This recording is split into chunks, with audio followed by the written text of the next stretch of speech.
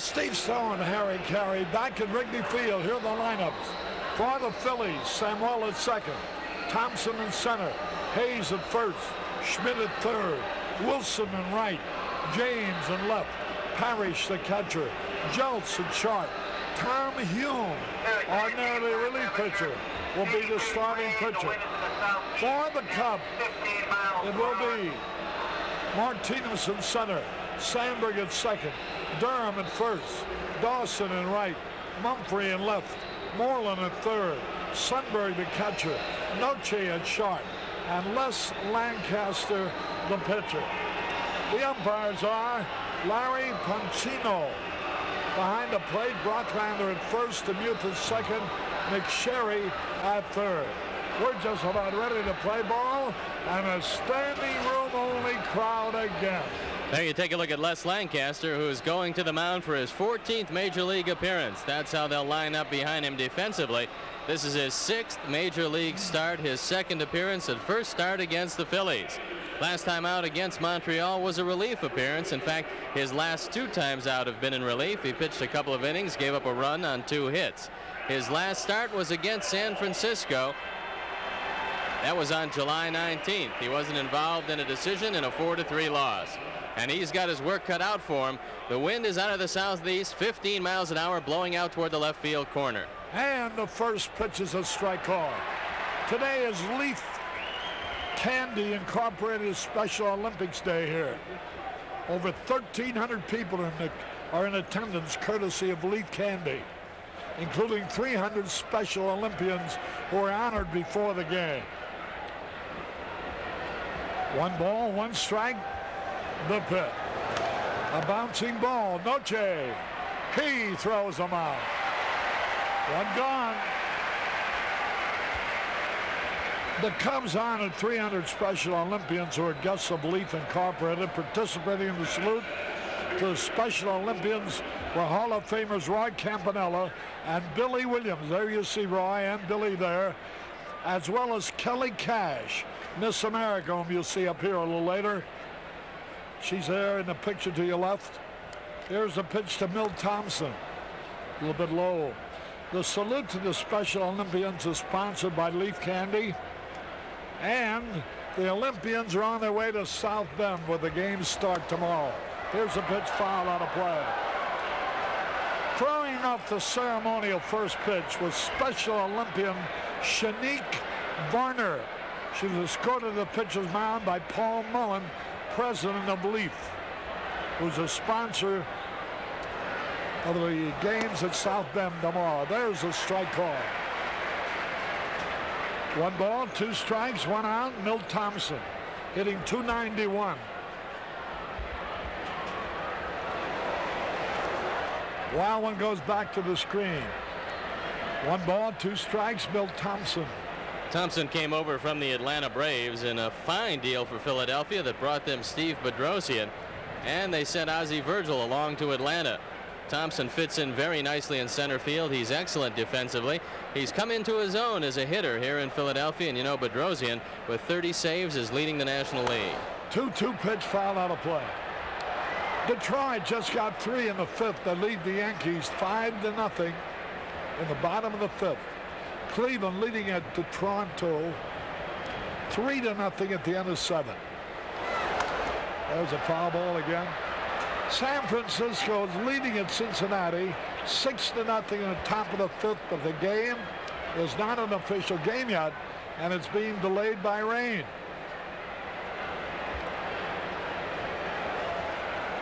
Milt Thompson out of a crouch. Fastball low. 2 balls, 2 strikes.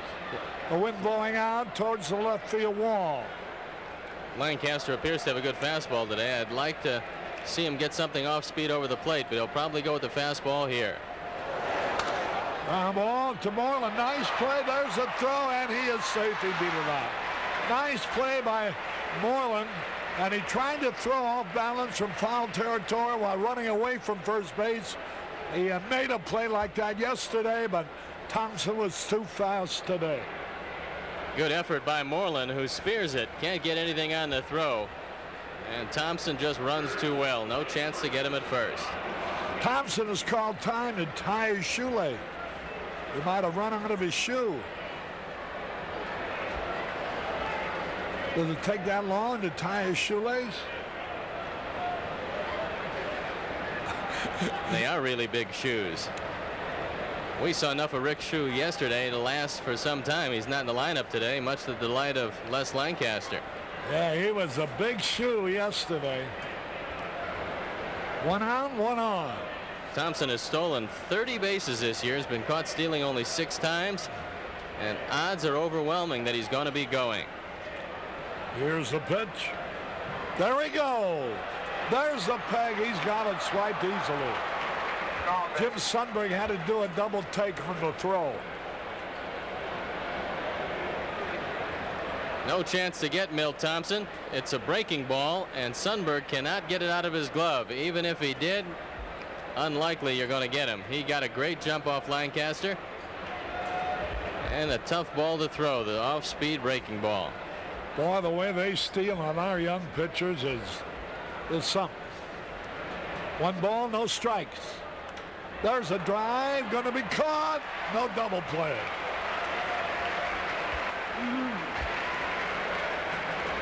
And that, of course, is just youth and inexperience as far as holding men on. And they'll get progressively better as time goes on. You know, when you take 4 or 5 first-year pitchers on a staff, you know that you have to pay the price. That was very good base running by Milt Thompson. Looked for a second like he was going to be doubled off, but the ball was hit softly, and he had some time to get back. Here now is Mike Schmidt.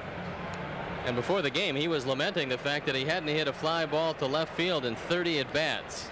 So look out today. The pitch. Curveball outside or a slider. Mike Schmidt with 22 homers, 16 runs batted in, hitting .295. He's 8 out of 30 against the Cubs pitching this year.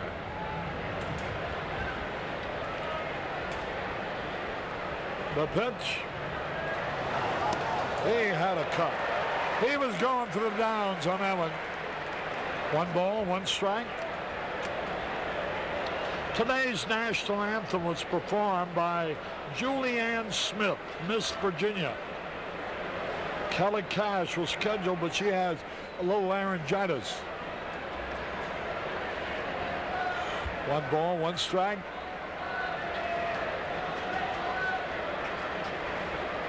Thompson the lead. He fouls it back. He's in a hole, 1 and 2. And you can see the spot they want to throw Mike Schmidt is up and in off the plate and above the letters. Like most power hitters, he has a little hole in his swing there. Getting it there is the problem. If you don't want to go in, then you have to go away with the soft breaking ball out of the strike zone. He's ahead of him 1 and 2. Doesn't want to give him anything too good. Now he's ready. Beautiful day for baseball. Hey, struck him out. Schmidt goes down swinging. 1 man left. We're going to the bottom of the first. No score.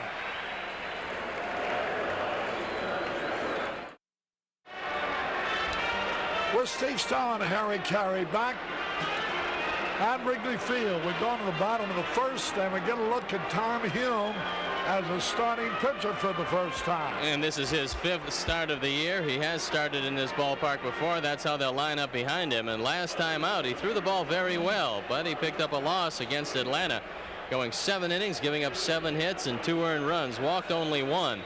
In fact, his last 3 times out as a starter, he's walked only 1 man. He's got a hard sinker. That's his best pitch. He likes to try to keep it down, so he should get a lot of ground balls today. And he's got a slider and a curveball to go with it. Neither of them are horribly effective, but if he keeps his sinker down, he can be tough. Here we go with Dave Martinez hitting .307. Cubs with a 3-game losing streak. The Phillies on the heels of a 5-game winning streak. They've won 8 of their last 10, and they're the hottest team in all of the major leagues. Well, the St. Louis Cardinals thank the good Lord for the Pittsburgh Pirates last night. They broke their 7-game losing streak. On air, it led to 2 runs to tie the game in the 8th, and they won it after 2 out in the 9th. There's a pitch foul. Jim O'Donnell sends along information that Paul Nicholson, press box manager at Arlington Park, is leaving Chicago today to make his home in Phoenix. A great Cub fan. And he's got to visit our restaurant in Mesa. We'll buy him a drink. can't beat a new customer. I'll buy him a drink. You have to buy him a drink. 1 ball, 1 strike. The pitch, low and in. I tell you what, everybody who's watching the game at Harry and Steve's in Mesa right now, I'm buying the drink. Steve, I tried to prevail, but so I'm going to buy it. Here's the smash, base hit, and Martinez rounds first, holds up. Ordinarily, the house buys a drink on a home run, so let's buy a drink right now for everybody who's there at this moment. Lock the doors, don't let anybody else in. Dave Martinez hits the ball very hard. Looks like Samuel just is able to get a glove on it as it goes out in the outfield. Harry, I keep telling you time and time again, the only thing on the house is the roof. I can't get any money from you, so I might as well give it away in the way of free drinks for the customer. Good hit and run situation for the Cubs. Not exactly the daily double, but certainly the situation sets up the same. Here's the pitch, a little bit outside. Well, the Leaf Candy Company certainly should be recognized for this great day for the Special Olympians who are en route to South Bend where the games start tomorrow. So the Leaf Candy Company is branching out into public service, huh? Yeah, I guess. The pitch. There's a strike call. And also Billy Williams and Roy Campanella participated in the pregame ceremonies, as well as Miss Kelly Cash, Miss America. Sandberg with a count of a ball and a strike. Runner back. In the bottom of the 8th, Toronto batting, Cleveland leading 3-0. Again the throw over there.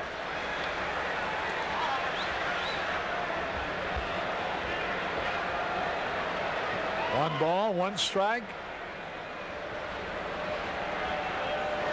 A little bit inside. You know, come to think of it, Steve, a lot of big corporations are taking part now in things like this.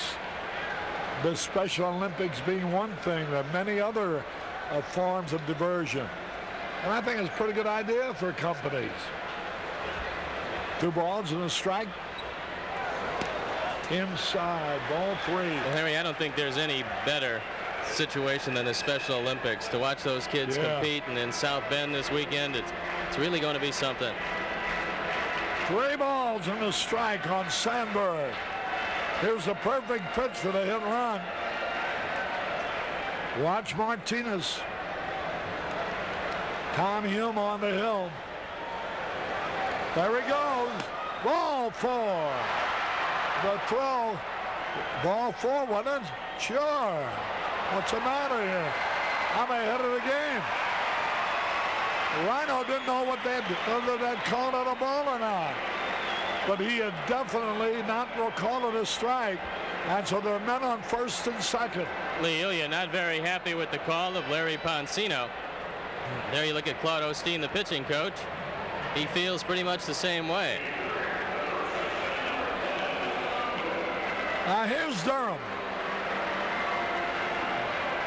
Runners at first and second, nobody out.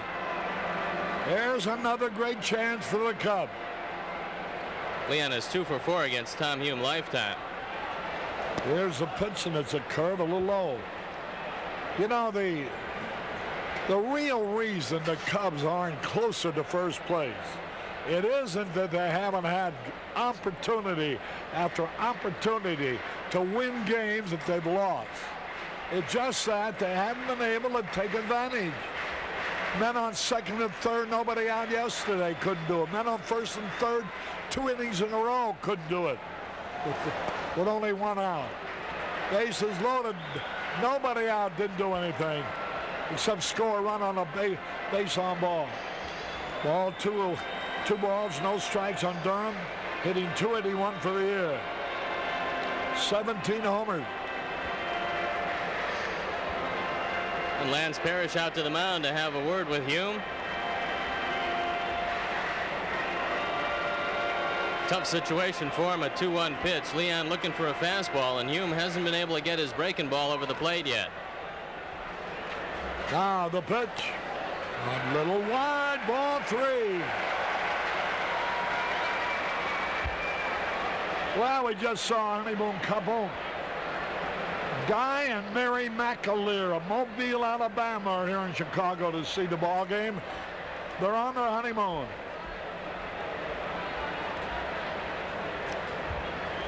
Dennis Roney, the uncle to the bride, is President Roney's Ice Cream. Ball 4, the bases are loaded.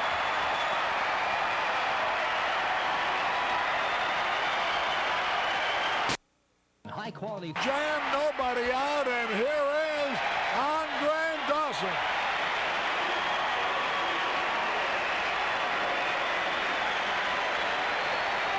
Perfect situation for Andre because you have a struggling pitcher who can't get the ball over the plate.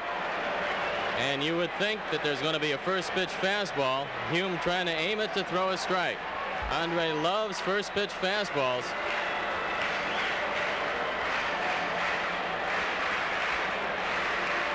Get ready out there in the street, youngsters out on Waveland Avenue. Bases loaded, nobody out. Strike call. High fastball. A high strike. They're waiting over there for the home run. 0-1 the count. Bases loaded. The pitch. Whoa, he ducked out of the way. Hey, don't boo. You know he's not trying to hit him with the bases loaded. That means a run. 1 ball, 1 strike. The pitch. High pop fly out of play. Get well wishes to Jim Brescia at St. Francis Hospital. Good friend of Sharon Panazzo of the Cubs publicity department. 1 ball, 2 strikes.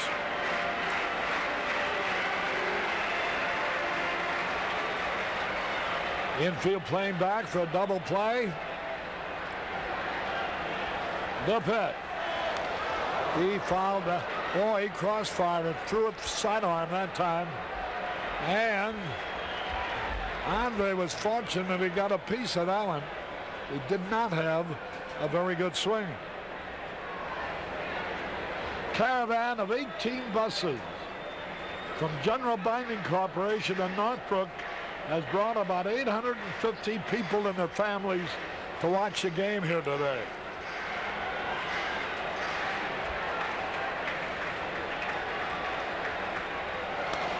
There's a line drive double play. A line drive, Mike Schmidt made a backhanded catch and raced to the bag to double up Davey Martinez. Boy, oh boy. Good play by Mike Schmidt. He's guarding the line, and this high breaking ball is driven right down his way. He has enough speed and presence of mind to beat Martinez to the bag. Dave caught no man's land. He's got to get back, and no chance to do it. Well, I mentioned a number of times they've had great opportunities, but sometimes luck is against you. The difference between having a 3-run lead and nobody out and what it is now, 2 out and 2 on, is a matter of inches. Schmidt made a backhanded catch and stepped on the bag. Here's Mumphrey. Strike call. You got to have a little luck. 0-1 the count. 2 men out.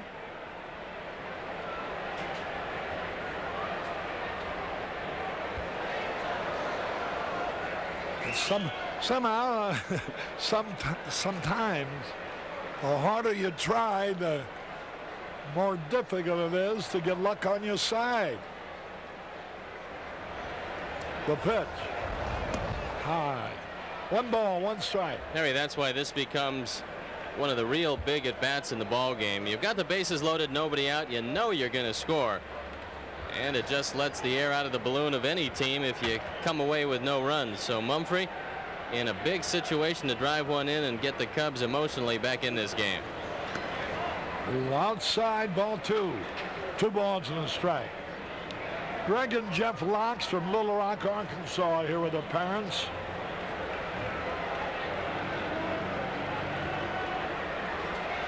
The big pitch. That fouls, evens the count up. 2 balls, 2 strikes. The Mulligans are here. Mike, Linda, and Noel from Fort Wayne, Indiana.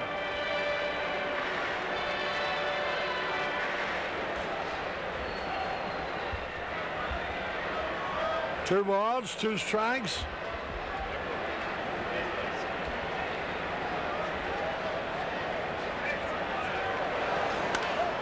Fouled it out of play. The Lutz brothers are here from Princeton and Terre Haute, Indiana. Deuces are wild. Mumphrey's number 22, 2 balls, 2 strikes, 2 out, 2 on.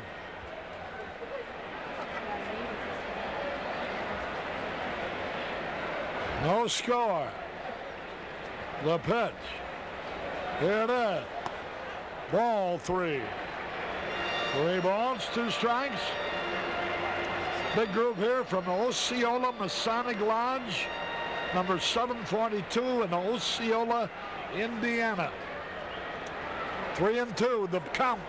Ball 4. The bases are loaded again. We've had the bases loaded with nobody out, didn't score.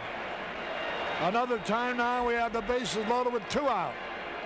And here's Keith Moreland, who still can make it a good inning. Keith picked up 4 hits yesterday, and what a good time for his 5th hit of the series. Eat your heart out. Harry, the baseball game is this way. We have Kelly Cash, Miss America, in the booth. Here's the pitch. Strike call.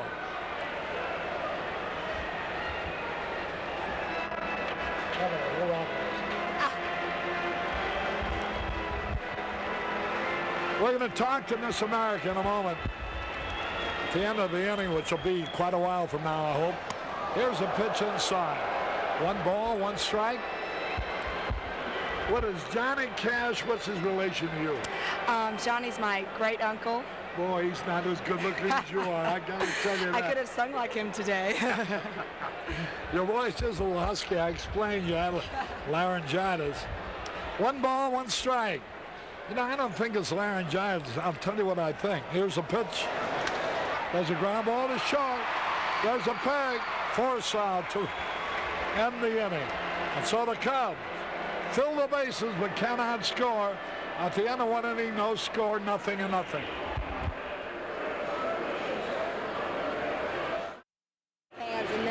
Here she is, Miss America, Kelly Cash. You know what I started to say about the air conditioning, but we get this stuff and we think it's laryngitis. That's probably true. You do sound a little hoarse, huh? Well, I'm just trying to be real sexy today. I think that's it. Where do you go from here?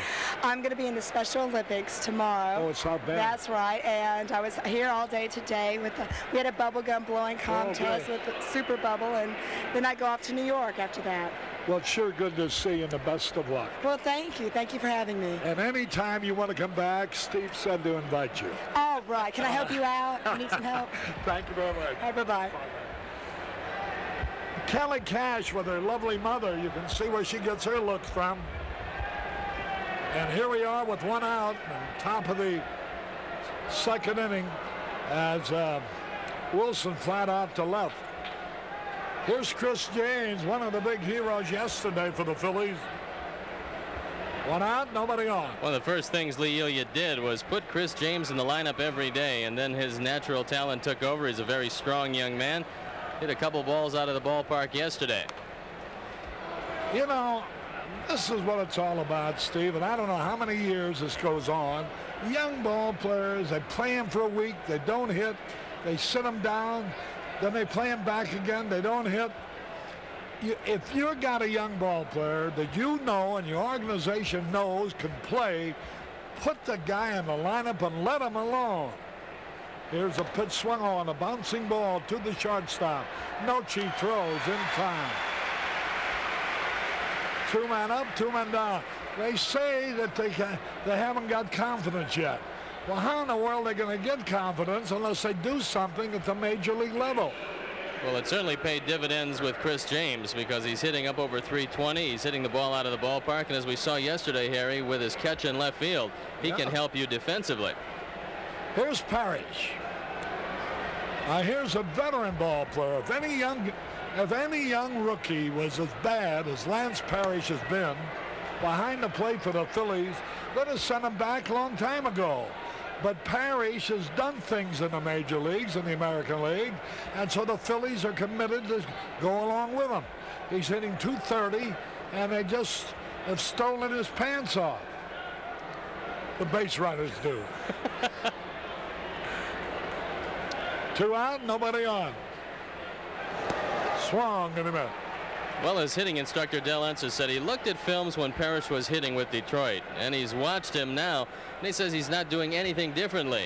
They point to maybe the first-year Philadelphia syndrome, struggling with a new club. There's a line drive to left field, a base hit. Parrish hitting .230 for the year, singles to left, and that brings up the shortstop, Steve Jeltz. Well, of course, now here's the other side of the coin.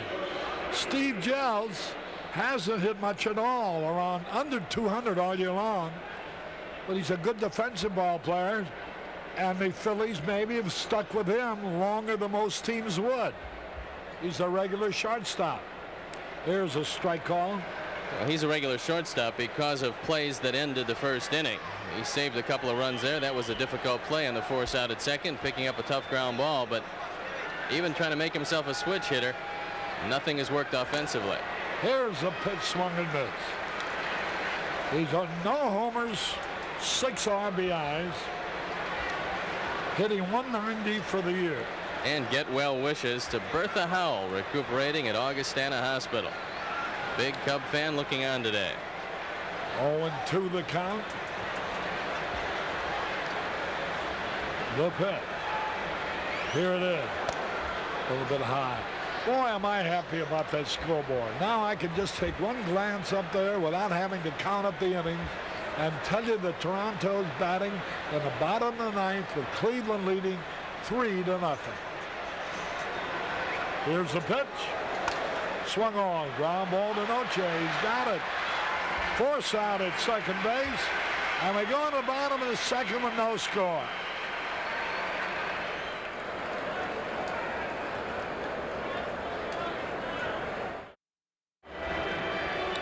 Harry Caray back at Wrigley Field. We go to the bottom of the second, no score. Boy, oh boy, the Cubs have the bases loaded, nobody out. Dawson hit a line drive that Schmidt made a great catch on, turned into a double play. Then Mumphrey walked to fill the bases, and Steve Jeltz made a nice play for the fourth side. Here's Jim Sundberg.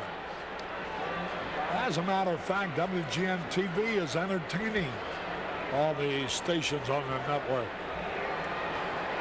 The pitch. Strike call.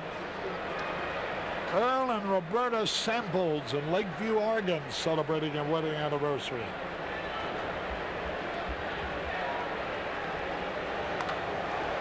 Full foul, outside third. Detroit leading the Yankees 8-1 at the end of 6. Jim Sundberger did a very good job yesterday getting another look here today. Jody Davis showed up a little late for batting practice, and Gene Michael took the bull by the horns, and Sundberg getting a chance to play. He made a couple of good throws yesterday, as well as hitting the ball pretty hard. 0-2 the count. There's a pitch a little high. The Cubs organization and the Cubs wives will be conducting a food drive of non-perishable goods at Wrigley Field Sunday, August the 16th, when the Cubs meet the Mets. 1 ball, 2 strikes. There's a fly ball, right center field, deep, way back, going to be caught. Thompson is there. Milt Thompson took care of Sundberg's long drive. There's the old scoreboard. Now look at the difference. And now we're going to show you the new version. Look at that. Isn't it easy to pick up the inning?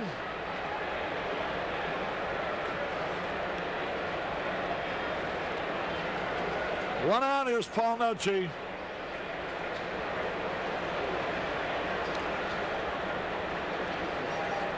That's a good idea. The Cubs and the Cubs wives. A drive on foodstuffs. The non-perishable goods will benefit the underprivileged throughout the Chicagoland area. Remember, that's Sunday, August the 16th. Here's a high pop foul. The catcher, Parrish. 2 gone. Boy, I hope we didn't let Hume really get off the hook in that first inning. Sometimes a pitcher will have an inning like that, get out of it, and shut you out the rest of the way. Hopefully that will not be the case. Here's Lancaster. Still looking for his first major league hit. Fouled it out of play. Max Rohrer here from Houston, Texas, celebrating his 10th birthday. And they're also here from Carrollton, Texas. Matthew Howard in the group. Strike 2. Fred Howard was Les Lancaster's high school baseball coach. That's why the Howards are up here. High pop fly. Jeltz is there. 1, 2, 3. At the end of 2 innings, no score.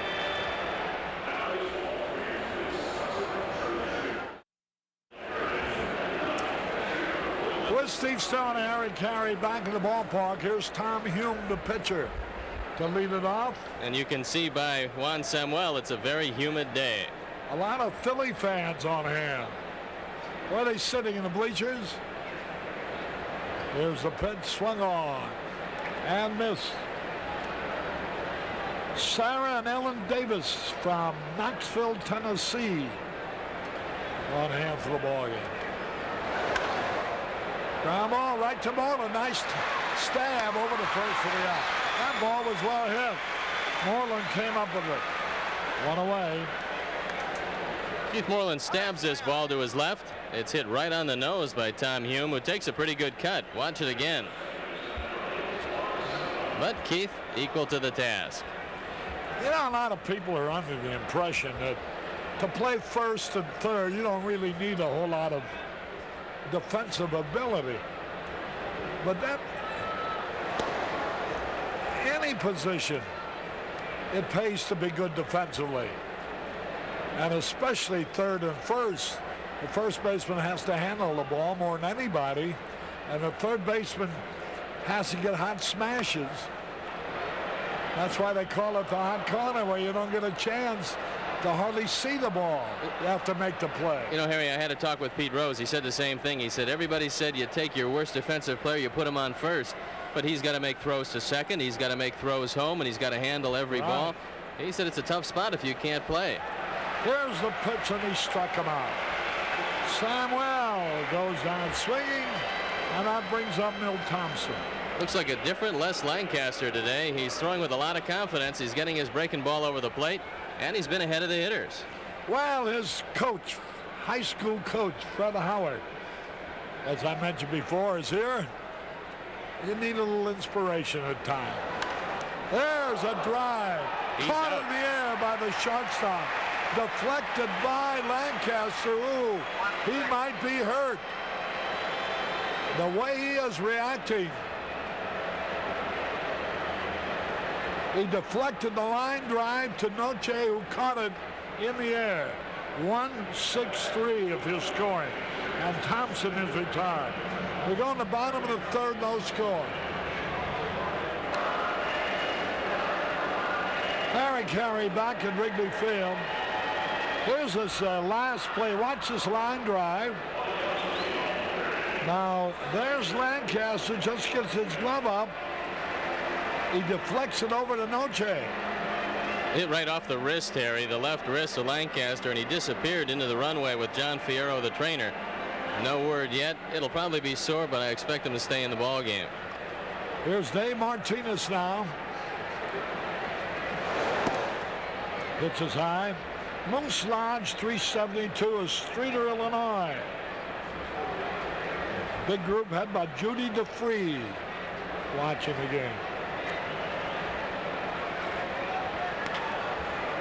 He pulled the ball foul. There's Lancaster back in the dugout. Trying to get the feeling back in that hand. That was a rocket. Joseph Ballatino, mayor of Lockport, watching the ball game. And Karen and Joe Babish are here from Denver, Colorado. The habitués of Brooklands in Denver. Does that mean they go there? Yeah. 2 balls and a strike.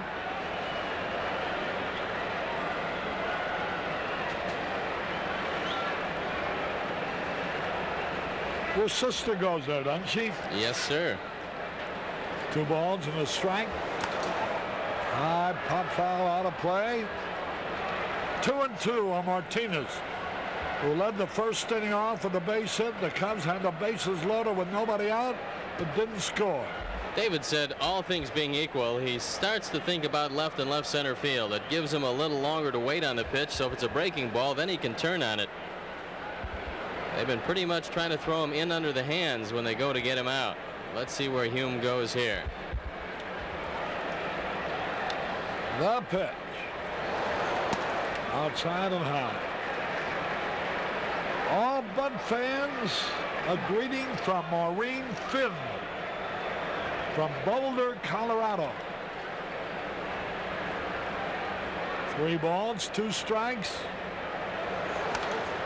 Fouled it out of play.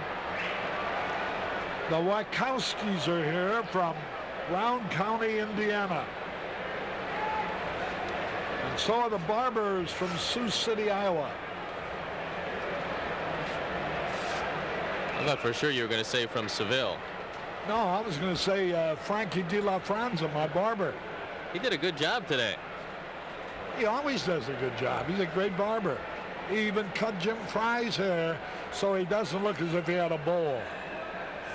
Yeah, but Jim gets a discount. He's got half your hair. 3 balls, 2 strikes. Ball 4, he walked him. Martinez opens the third with a walk.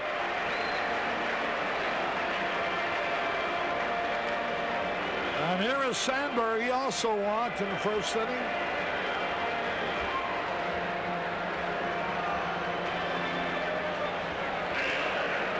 They waited until there was a 3-1 count last time to run Dave Martinez. Let's see if he decides to go on the first pitch here. Dave with the 8 stolen bases, been caught stealing 5 times. The only thing you dislike about running on the first pitch is running into a pitch out. Hey, is it true at the racetrack last night you lost your shoe? No, just my horse did. Here's the pitch a little bit outside and high. Well, the Phillies shoe did all right. Rick shoe. Here's Sandberg.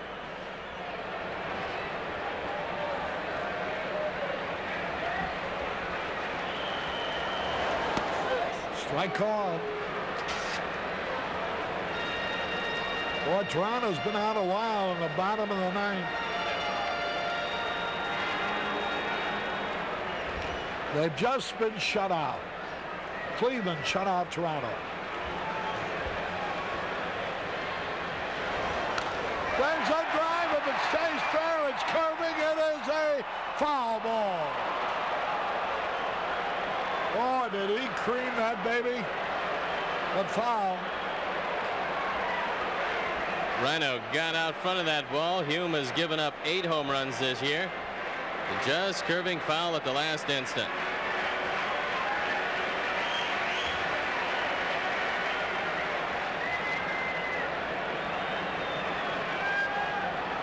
The Knights of Revelry are here from Chicago. The pitch.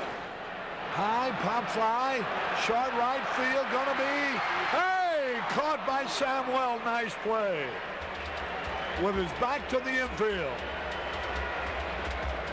That was an outstanding play by Juan Samuel. It's doubtful that Wilson would have gotten to the ball. Fortunately for the Phillies, he dives under Samuel.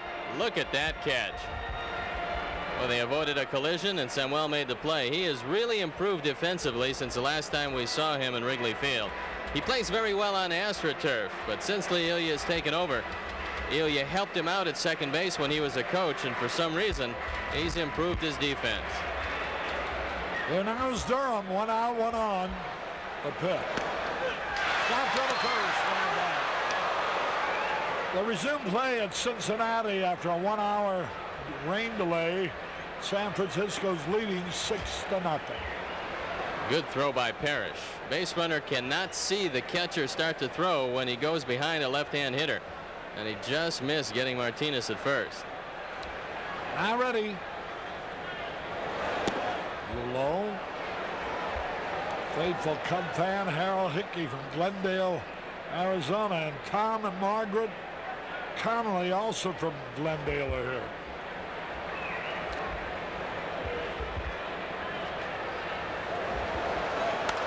There's a drive. Fair ball.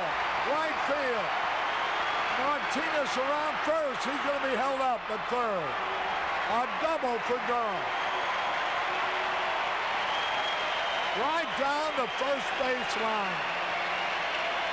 Here's Dawson now. 19th double of the year for Leon Durham. He drives this ball, and he's always hit Tom Hume pretty well.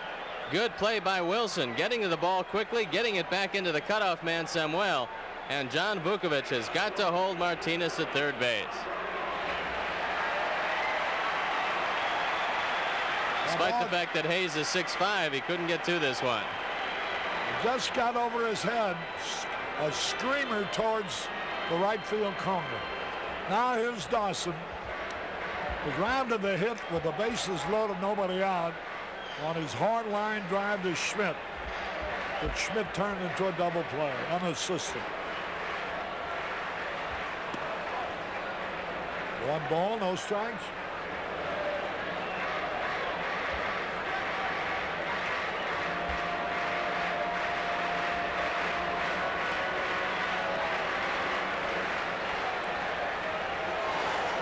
He swung at the curveball. 1 ball, 1 strike. Hume throws a good sinker and a good curve.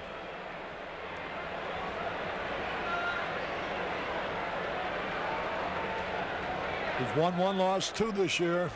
High earned run average. The pitch. There's a drive. Way back. It might be. It could be. It is a home run. 3-0 Cubs. $300 donated by True Value Hardware. There's a kid across the street with the souvenir.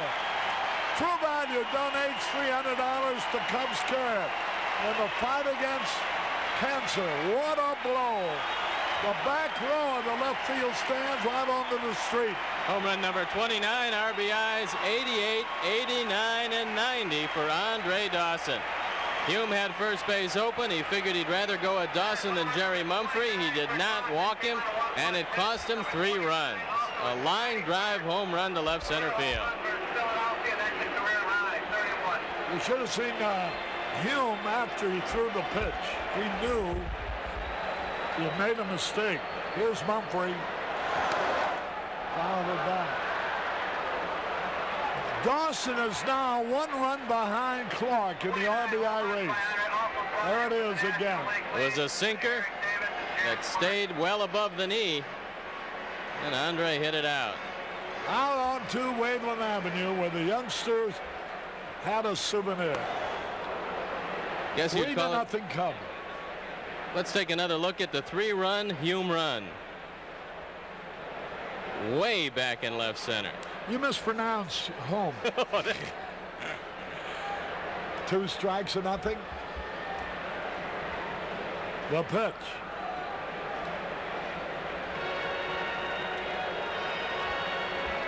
One out, 3 runs in.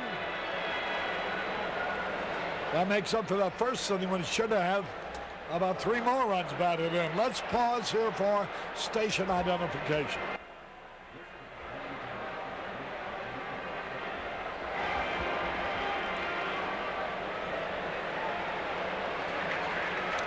Andre Dawson's 29th home run, the 90th run batted in, has put the Cubs into the lead. Fouled out of play. 1 ball, 2 strikes.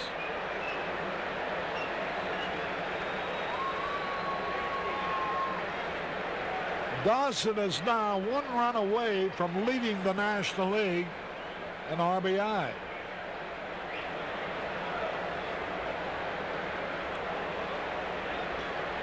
One and 2 the pitch.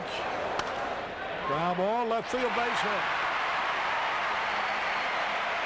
Mumphrey singles to left.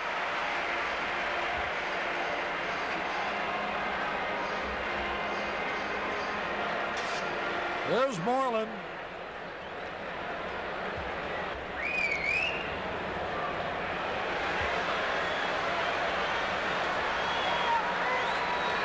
The pitch. A little bit low.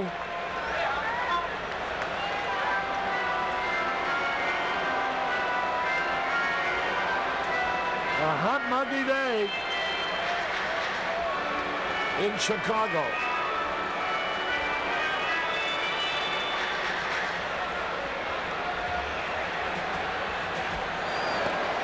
Pitch outside.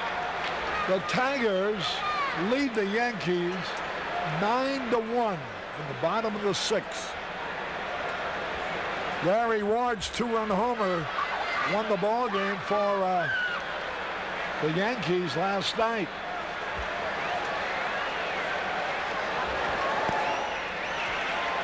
It's 10-1 in favor of the Tigers now in the bottom of the 6th.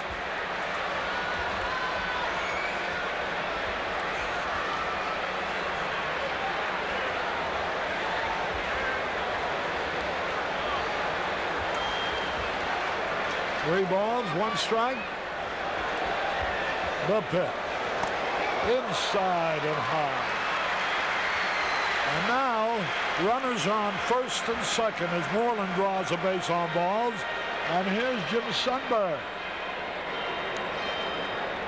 Claude Osteen coming out to talk with Hume, and that'll mean the bullpen is starting to get to work.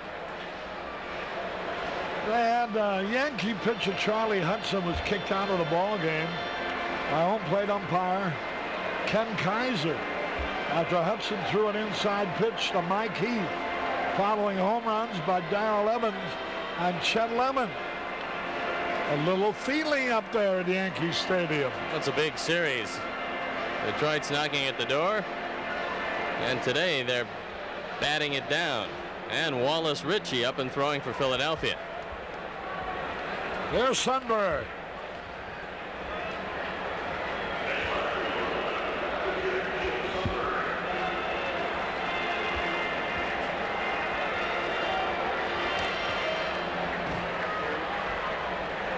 The pitch.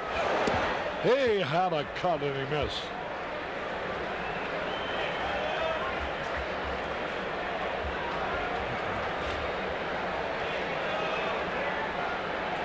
Boy, the Tigers had that game won last night 5-4, only for Gary Ward's 2-run homer that beat them. So they're going to equalize the series. 1 ball, 1 strike. Sundberg the batter.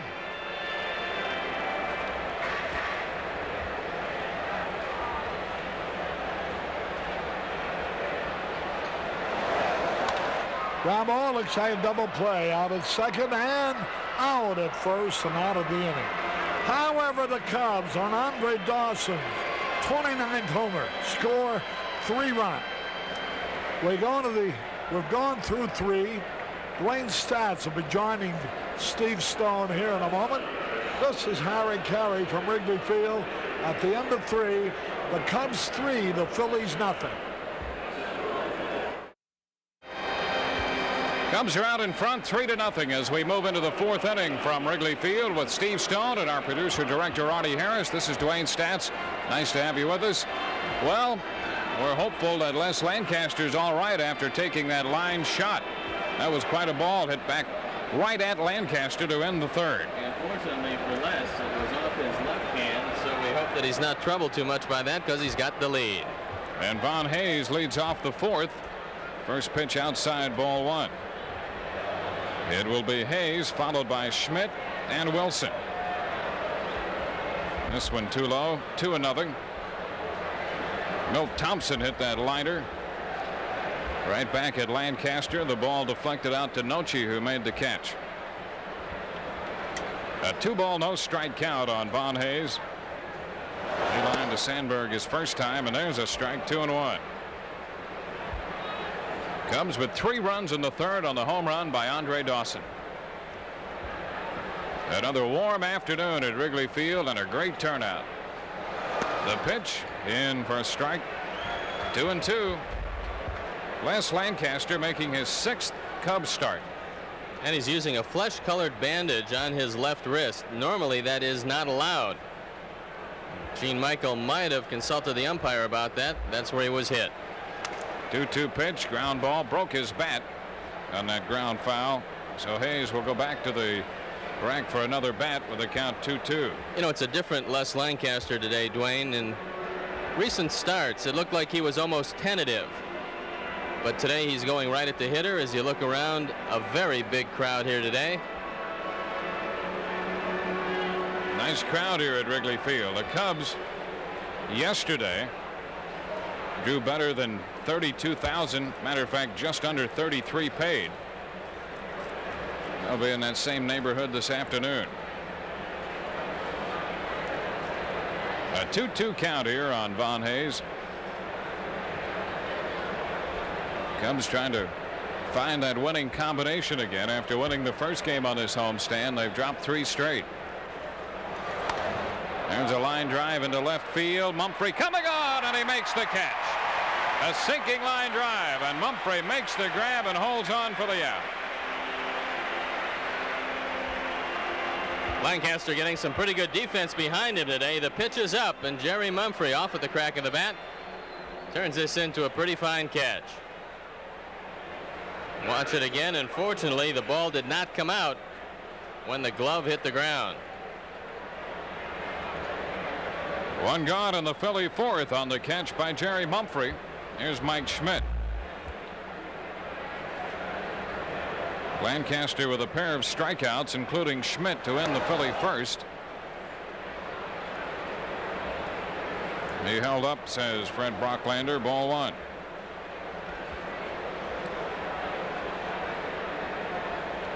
Schmidt with 22 home runs. Now Lancaster's had good stuff today. He's thrown the ball hard. This pitch is too low. 2-0. Anytime you throw a fastball by Mike Schmidt and it's out away from him, you know that you've got something on it. And that's where he struck him out to end the 1st inning. A high fastball away. For the game, Schmidt talking about not hitting any fly balls to left field for the past 30 at-bats. But he's always dangerous. There's a high pop-up foul ball right side. Durham gives it a look, but it's well out of play. 2 balls and a strike to count. Lancaster making his 14th appearance. He came in with an earned run average of .463. His first start since the 19th of July against the San Francisco Giants. He had a no decision, working 6 innings in a 4-3 loss against the Giants at Candlestick on the 19th. Foul ball again, out of play. That squares the count at 2-2. San Francisco made a trade that they hope will bolster their bullpen. They got Don Robinson from the Pittsburgh Pirates. They traded Mackey Sasser to Pittsburgh. And they feel that Don Robinson, at 30 years old, despite the fact he's had numerous surgeries, will help him a little bit in the pennant race. And for Pittsburgh, they got a pretty good hitting catcher. And as far as they're concerned, Mackey's back in town. Here's the 2-2. This one outside and low. 3-2. You really work for those two, don't you? Well, you have to set them up, you know. Give a little information. You know, that's an interesting trade. I wonder if there's not something else going on involving that deal. The 3-2 pitch, ground ball, shortstop. Noche up with it, and a throw to first in time to get Mike Schmidt. So Schmidt's retired. Noche to Durham, 2 up, 2 down. You know, LaValliers played extremely well for the Pirates over there. Well, I think what happens in a deal like that, if they feel that Robinson has a whole lot more value than Sasser at this particular time, or if Robinson comes over and does a pretty good job for San Francisco, there's always future considerations included in a deal like that. So perhaps you'll be seeing a Giant go to the Pirates. Ben Wilson takes a fastball too close, ball 1.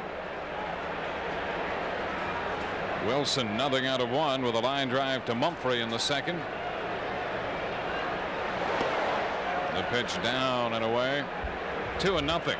With Lancaster coming back here and working the 4th inning after taking that shot off the left wrist in the 3rd inning.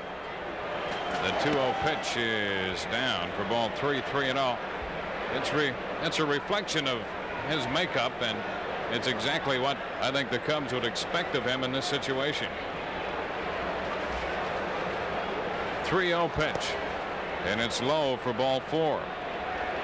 He slammed that glove into the dugout when he was walking off the infield in the 3rd inning, and I think probably as much as anything he was a little frustrated, thinking that perhaps he might have to leave the game at that point.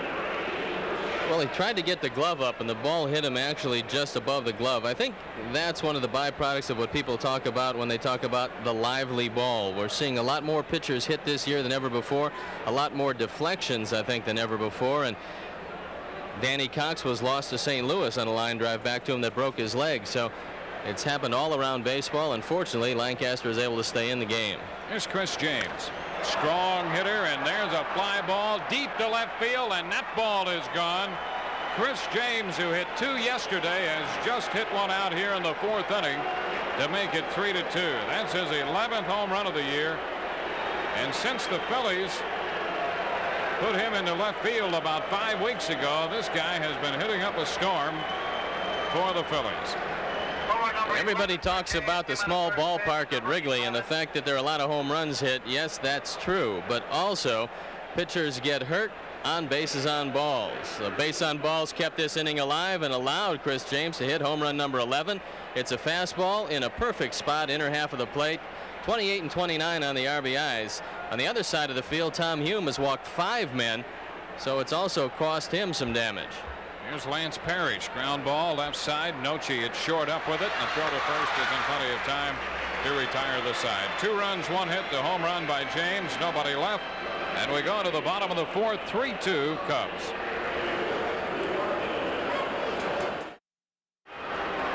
Tony Castle from Castle Buick in Berwyn is here today.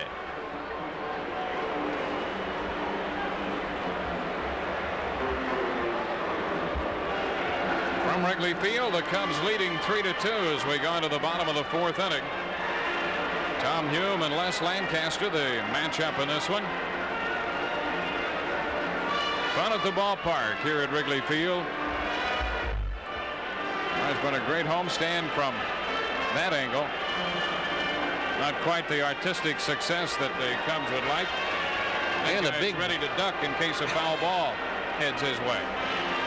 He's all prepared for that, certainly. He'll probably pick up the bill as well. I knew you were about to say that, Steve, and I didn't want to see you embarrass yourself. I promised my fans there'd be no duck jokes today. So out of friendship, I thought I would bear the brunt. Here's Paul Noce. And they've been working Paul Noce with a lot of sliders away, and he's still looking fastball. The batting average has started to plummet. He's got to start looking for the breaking ball away and going to right and right center field. Until he does that, he's going to see a steady diet of pitches out away from him. He fouled out to Parrish his first time. Look at that pitch up and in. Noce thought the ball may have grazed that left sleeve, I think. Ball one. Hume making his 5th start. He has averaged 6 innings per start this year. Pitch is high. 2 balls, no strikes.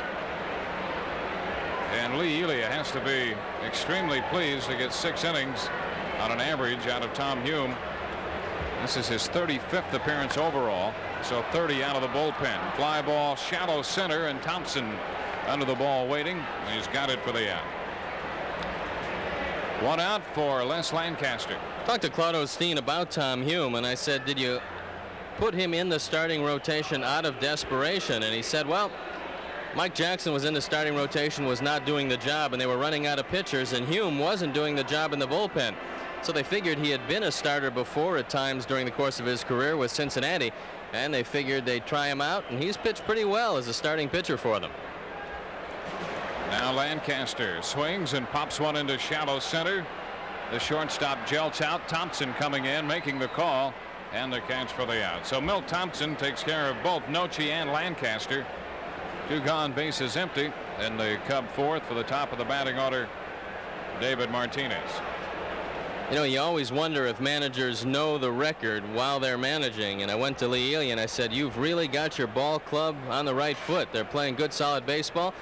You're 24-17. He said 24-16. So, yes, he knows exactly where he is. And there's Lee Elia. Real nice man, and certainly has his ball club hustling and playing good, solid baseball. They're the hottest team in all of baseball. They've won 8 of their last 10 and 5 in a row. And he's just happy to get another chance to run a ball club. Here's Martinez. David lines it foul up the right side. Well, the Cubs have had some good cuts against Hume today. I think it's a little frustrating for a man who learned so many lessons the first time he managed, and sit and wonder if he's going to get a chance to put all those lessons back into practice. And so Lee Elia was given an opportunity here in Philadelphia, and he knows that he's got to make the most of it this time. And I think he's doing just that. 1 strike to count. Here's the pitch, and it's down and in. 1 ball and 1 strike. Well, there's so many demands beyond just running a ball club, particularly when you're in a major media market, when you're in Chicago or Philadelphia, New York. The pitch is high. The count is 2-1, or Los Angeles for that matter. It becomes complicated not only to figure out who you're going to play and when and who's going to make the club and who's not, but everything else aside from that. Foul ball rolling just back off to the right a little bit. Well, that's one of the things Lee mentioned when I asked him what he learned in his first stint with the Chicago Cubs, and he said dealing with the media was one of the big things that I learned. He realized he made some mistakes over here. He's a lot more patient now, both with the questions he's asked and also with his own players. The count is 2-2, and so often that just comes down to people relating to people. A popper, foul ball. Perry starts to give it a chase, but it's going to be out of play. Martinez still alive with a 2-2 count. David up at the 309 mark now, among the top 10 in the league in hitting. He has singled and walked in this game, rode home along with Leon Durham on Andre Dawson's 29th home run of the year. That came in the 3rd.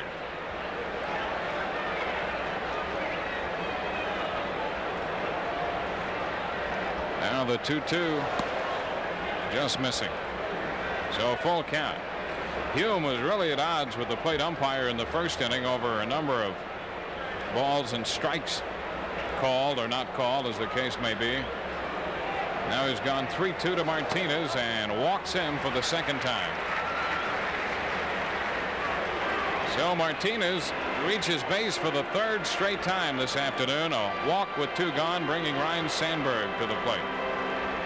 Tom Hume should feel very fortunate that he's been able to escape 6 walks here so far. Normally when you do that, there's 5 or 6 runs up on the board. He finds himself just trailing by 1. Here's Ryne Sandberg. Rhino has walked and popped to the second baseman. Cubs leading by a run, 3-2. They've out-hit the Phillies 4-3.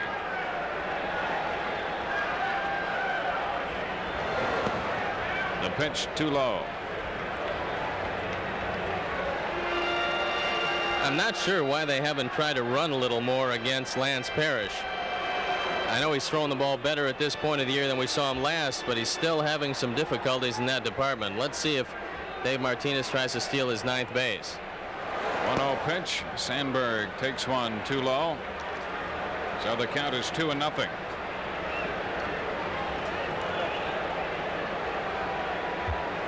Martinez at first with the walk.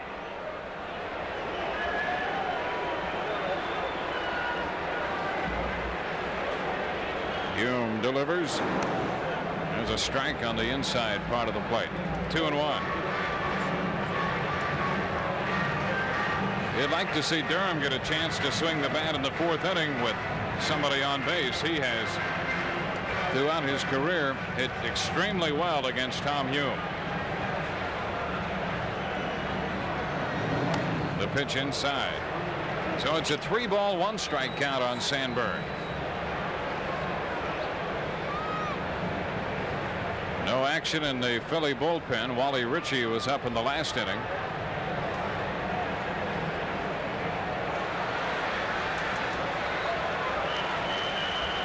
The pitch, ball 4 inside, and Durham will get a chance to swing the bat here in the 4th inning. 7 walks given up by Hume. Sandberg to first, Martinez to second. Durham has walked and doubled in this game, giving him 11 of 19 lifetime against Tom Hume. And Wally Ritchie is getting up one more time, and now Von Hayes comes over to talk with Tom Hume.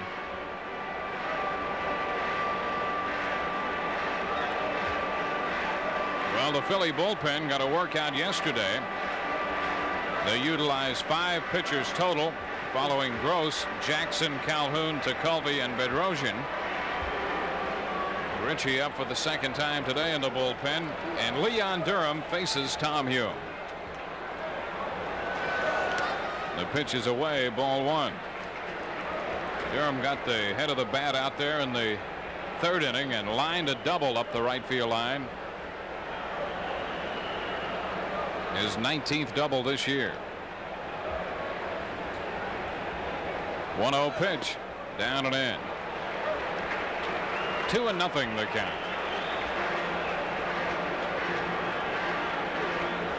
Hume with a little stroll around the mound while Durham waits at the plate. Tom Hume, 34 years old. And if he needs some incentive to throw a strike, all he has to do is look in the on-deck circle, and that might be it for him. Lee Ely is on his way to the mound. Hume has fallen behind Durham, a fellow who has really hit him hard through the years. And we'll see what Lee Elia has on his mind here. 2 men on with 2 men out. Elia taking a little extra time as he gets to the mound. Meanwhile, Gene Michael sitting in the Cub dugout, hoping the Cubs can expand this 1-run lead. Elia decides to stay with the right-hander Hume.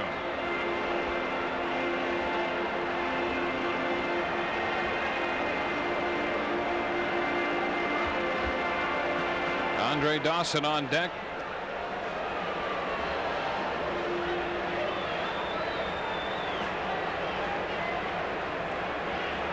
Now the stretch. Here's the pitch, and a strike is called. 2-1. Cubs have a lot of the right conditions going here. Durham at the plate. He's hit well against Hume. He's ahead in the count. He has Dawson hitting behind him. The pitch. He swings and rolls it foul down the right side. 2 balls, 2 strikes.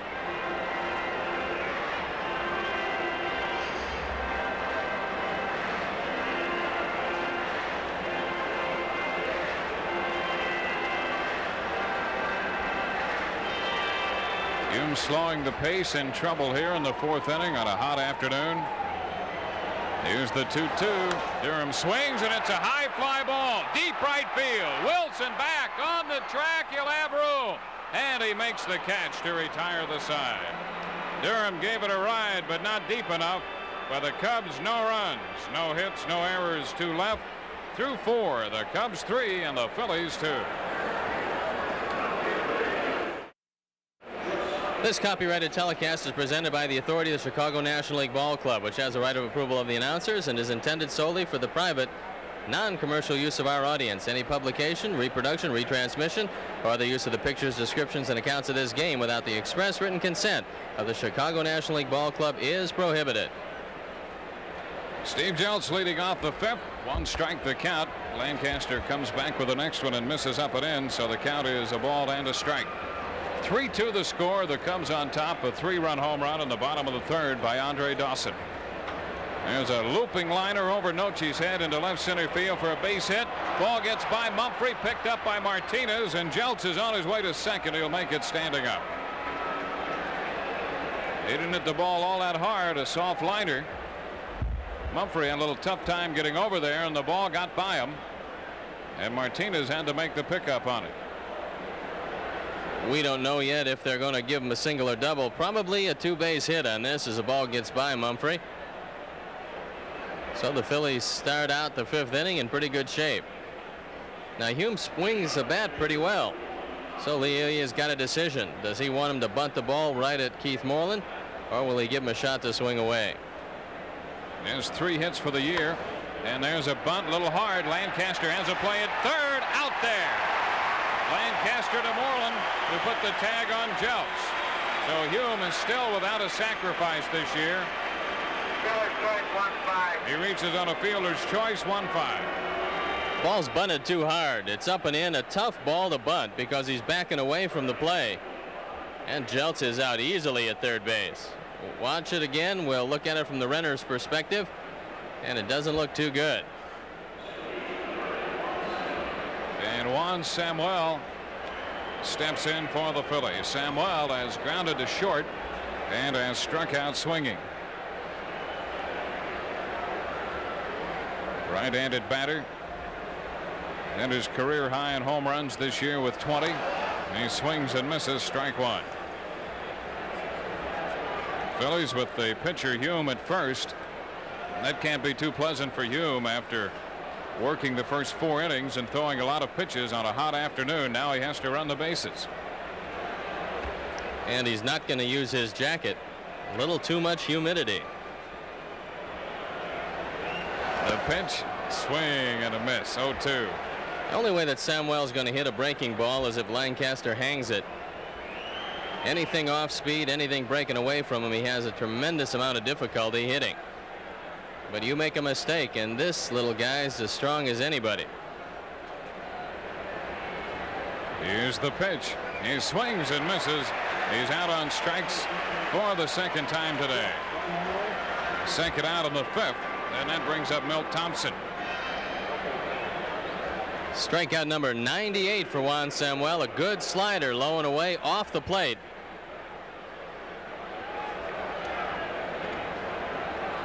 And it was a tough at bat. Yep.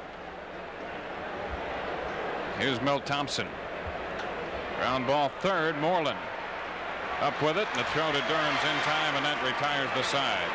No runs, 1 hit. A man left on base, and we go into the bottom of the 5th with the Cubs leading 3-2.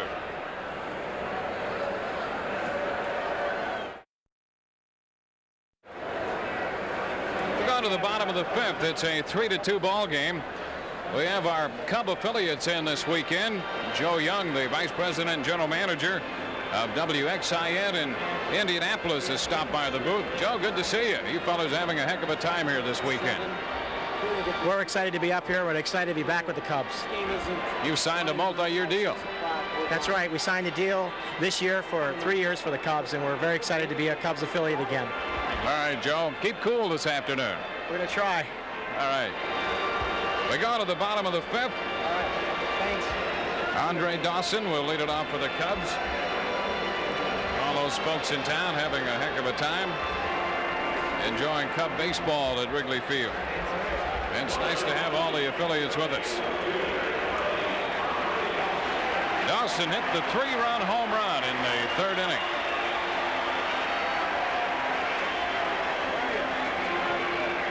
Andre now with 29 home runs and 90 runs batted in.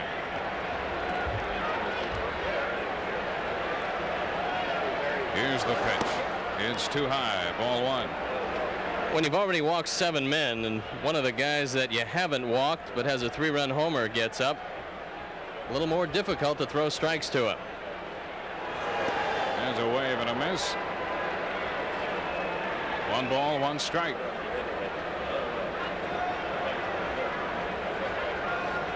Comes with 3 runs, 4 hits. The Phillies have 4 hits and 2 runs. Dawson sends one deep to left center field. James back, and he'll watch this one sail out. Dawson has hit his second home run of the day, a tremendous blast over the back fence, and the Cubs now lead 4-2. Andre Dawson's 30th home run of the year. There was little question about that one.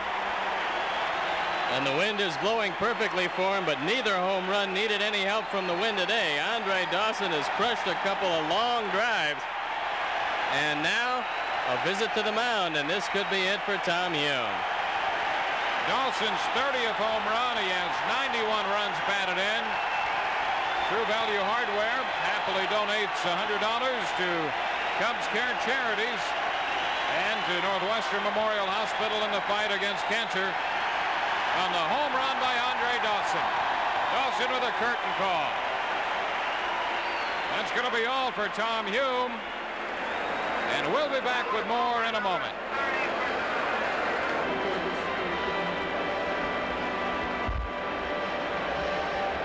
Phillies bring on a left-hander, Wally Ritchie, and let's take another look at the home run by Andre Dawson. That knocked out Tom Hume. And it was a slider that didn't get far enough away from Andre Dawson as he took it against the back screen, and now Wallace Ritchie comes into the ball game. It's been an up and down year as you look at Andre Dawson.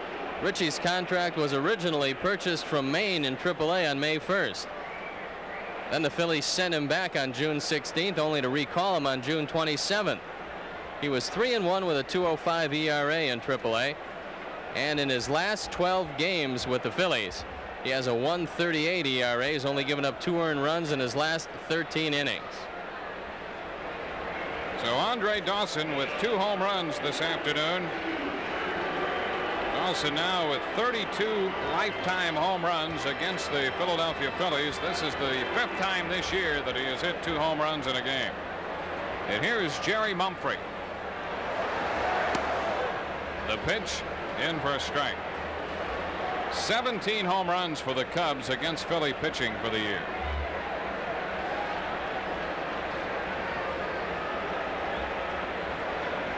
Four innings plus for Tom Hume. The pitch inside. 1-1 now. The Cubs score 4 runs on 5 hits off Hume. He did not strike out anyone and walked 7. The pitch. It's too low. 2-1. You know, of the 7 walks, only 1 scored. But he made a lot of pitches on a hot afternoon, walking 7. And Andre Dawson has hit 2 out against him. There's a fly ball, right center field. Wilson and Thompson in the neighborhood, and Glenn Wilson, the right fielder, makes the catch for the out. That was only the 4th at bat from the right side all year long for Jerry Mumphrey. And here is Keith Moreland. Moreland 0 for 1 with a base on balls. Dawson has homered off Carmen, Gross, and now 2 off Hume. Warm day today in the bleachers. The pitch to Moreland, too low, ball 1. And the attire most appropriate. Moreland with a career high 19 home runs.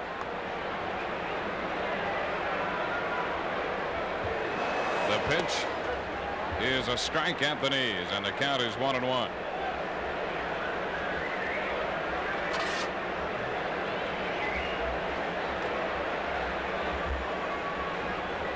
There's the left-hander Ritchie.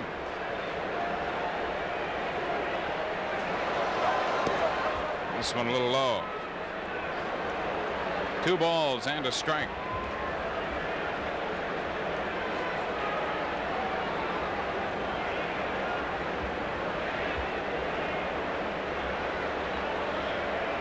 Ritchie has the sign.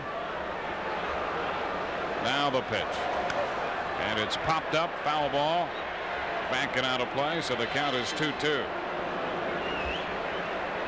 Ritchie's parents must have been fans of Leave It to Beaver and the Dick Van Dyke Show. And why is that? Because his name is Wally Ritchie.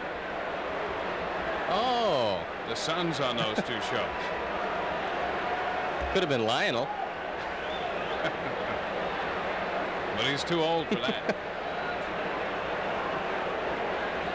The 2-2. There's a drive hit deep to left.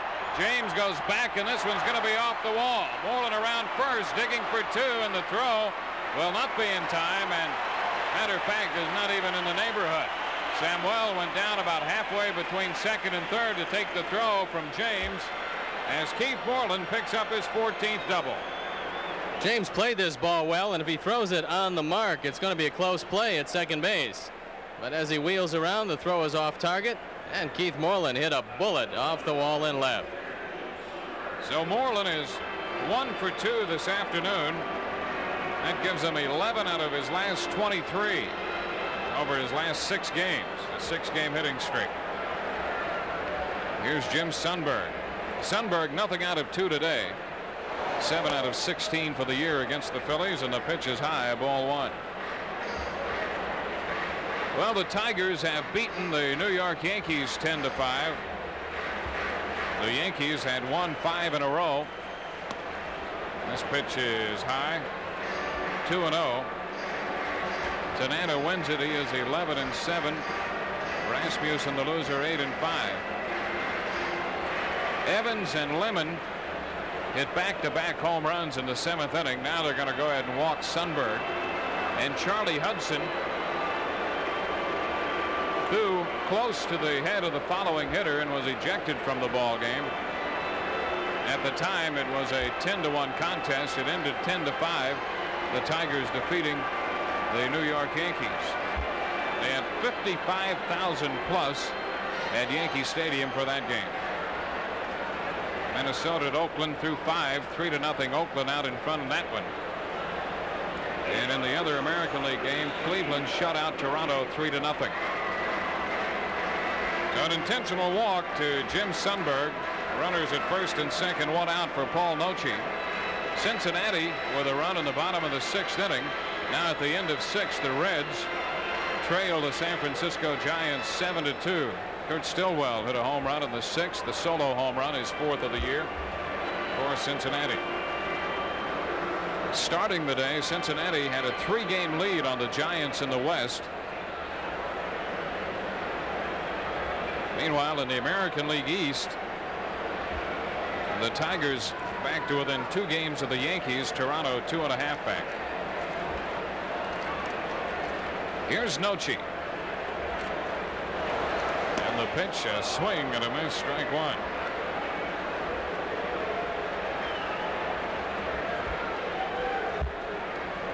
Not much speed on the bases for the Cubs. The best arm in the outfield belongs to Glenn Wilson, who has 14 assists this year to lead the National League, perennially among the leaders in that department. Now the 0-1 delivery A wave and a miss on a pitch down and in. So Noche continues to have a tough time of it at the plate. He's behind on the count, 2 strikes. Ball 0 for 2 in this game.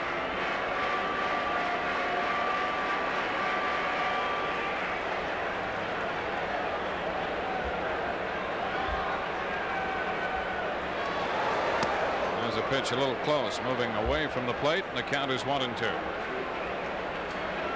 Noche was hitting .295 at Iowa when he came up on the 1st of June. Right now hitting .240 for the Cubs. 1-2 pitch. He is out on strikes. He was a little uncertain, took the pitch, and it was in there. And that's the first strikeout for Philly pitching. I think that at bat shows you when a young man loses his confidence just exactly what happens. You start swinging at balls out of the strike zone and taking pitches that you're not quite sure of. And before you know it, you get called out on strikes. He swung at 2 bad pitches, took a good one, and that was it for that at bat.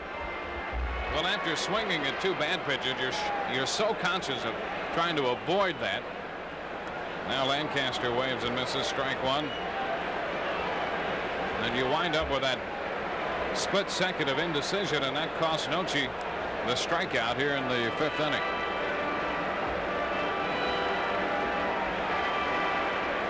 One strike to count. Now the delivery. Swing and a miss. 0-2. Lancaster nothing out of 17 for the year.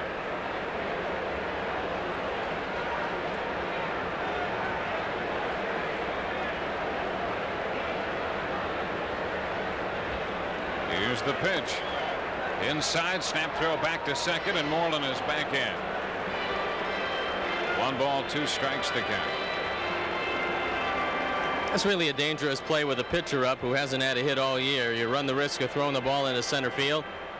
No need for it because Keith Moreland certainly isn't going anywhere at second. The pitch. There's a line drive into left field, and James makes the catch to retire the side. Lancaster a line drive.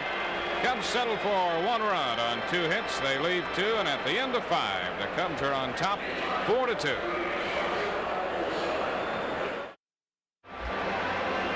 On to the 6th inning. The Cubs have out-hit the Phillies by 2 and lead 4-2 with Steve Stone and Arnie Harris, Jack Rosenberg, and Joe Corneo in the booth. This is Dwayne Statz. Nice to have you with us this afternoon in the middle game of this 3-game series between the Cubs and the Phillies. Quite a pitching matchup tomorrow. Rick Sutcliffe scheduled to pitch for the Cubs against Philly left-hander Shane Raleigh. Sutcliffe goes into the matchup tomorrow with a record of 15-4, and Raleigh is 13-5. Here's Von Hayes to open the 6th inning. Hayes, Schmidt, and then Wilson. The pitch is low and outside, ball 1. Hayes lined to second in the 1st inning and lined to left on a fine catch by Jerry Mumphrey in the 4th. There's a pop foul backing out of play, and the count is 1-1. Send along birthday wishes to Danielle Mazzala, young Cub fan. We've seen Von Hayes adjust his stance to whoever's on the mound. Yesterday he was way up in front of the batter's box. Today the foot is back a little bit against Lancaster, who's got that pretty good fastball. You know, he probably does that more than any hitter we've noticed in the National League. There's a pitch high and outside, 2-1. Some hitters don't like to do that at all. And I think it's interesting that a lot of hitters don't, because when you have an off-speed pitcher, it makes little sense to adjust your way up. The 2-1 pitch, and it's high and outside, and Hayes does exactly that. Well, he also crouches over some. You know, he's 6'5", and if he stands straight up, he has an enormous strike zone. He feels by crouching down some, he's going to lower that strike zone and see some pitches he can handle right around belt high. 3-1 pitch, a big chop up the first base side, foul to run the count to 3-2. It's interesting looking at his style and then contrasting it with Chris James. Del Unser, the hitting instructor, said about James, he was crouching down in spring training. We got him to stand up a little straighter. Now he's hitting the ball out of the ballpark. So it's a matter of comfort, a matter of what works for you. What works for Hayes does not obviously work for Chris James. This pitch is too low for ball 4. So Von Hayes opens the 6th inning by drawing a walk, the second issued by Les Lancaster. And Mike Schmidt will be the hitter. You hate to walk anybody in front of Schmidt. The walk for Hayes is 84th. And that's one of the reasons why, hitting below 300, he still has an on-base percentage of .436. That's the highest on the Philly ball club. So Hayes has done his part this year. 12 stolen bases, 6 caught stealings. He's second in the league in walks behind Jack Clark, who has 103. Here's the story on Hayes in the base running department.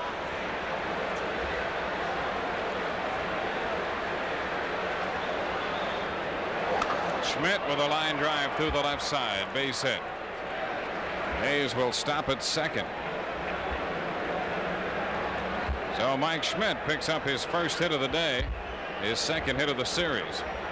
Les Lancaster essentially is a 2-pitch pitcher. He throws a fastball, he throws a slider, does not throw many straight changes.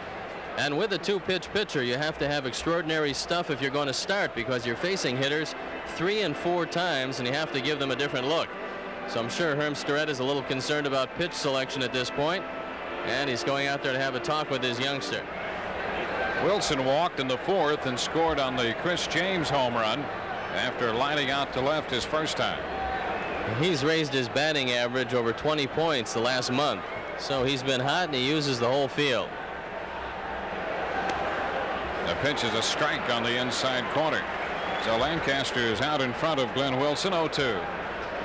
You can strike him out low and away off the plate with a breaking ball. He will swing at a lot of bad pitches, especially when the pitcher's ahead of him, and fortunately Lancaster is in that position.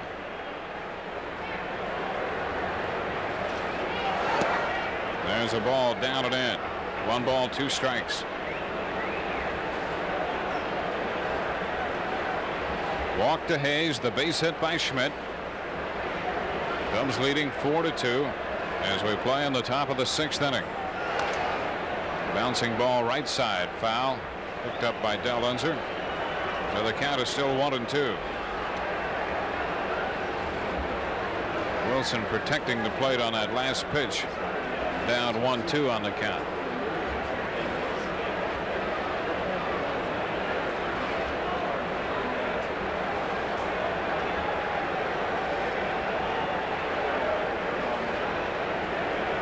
The 1-2 delivery, foul ball again to the right side.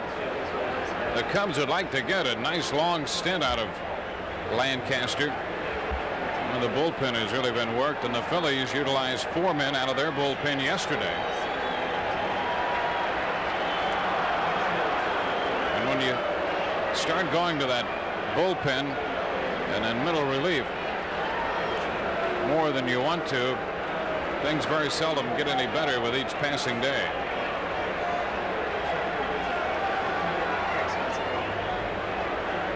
The 1-2 pitch. Foul ball again, right side. Well, Dwayne, this is the time of year when you look around the league, you'll see what managers utilize their bullpen the best, because some guys who have gone to the bullpen a lot during May, June, and July are going to pay the price in August and September. I think the real good managers are the guys who use their bullpen, manipulate the guys to keep everybody as fresh as possible. You get up into the 60s in appearances, and all of a sudden that fastball's a little slower, the curveball doesn't break as much, and now you're really at the mercy of the hitter. 1-2, foul ball, straight back. So Wilson's hanging tough against Les Lancaster. And I think when you talk about real good managers around the National League, the 2 names that pop up are Buck Rogers and Whitey Herzog. Both of them manipulate their bullpens well. They seem to always have a fresh man in there, and I think it's going to pay dividends for them as we come down the stretch. Here's the 1-2 pitch into the dirt. Good stop there by Jim Sundberg on the pickup, and the count goes to 2 balls, 2 strikes. That is the one pitch that Les Lancaster is going to have to work on if he's going to be successful. Right now he's slowing down his motion to throw the changeup, and he's tipping it off to the hitter. 2-2 pitch, swung on, fly ball, right field, sending Dawson back on the run, but he'll be there to make the catch. The tag by Hayes, he's on his way to third, and the throw's into Noche at second. So Wilson battled for that fly ball into right center field as Dawson made the catch. Schmidt remaining at first with Hayes at third. 2 on 1 out. Chris James will be the hitter, and we'll pause for station identification. This is WGN Television, Channel 9, Chicago.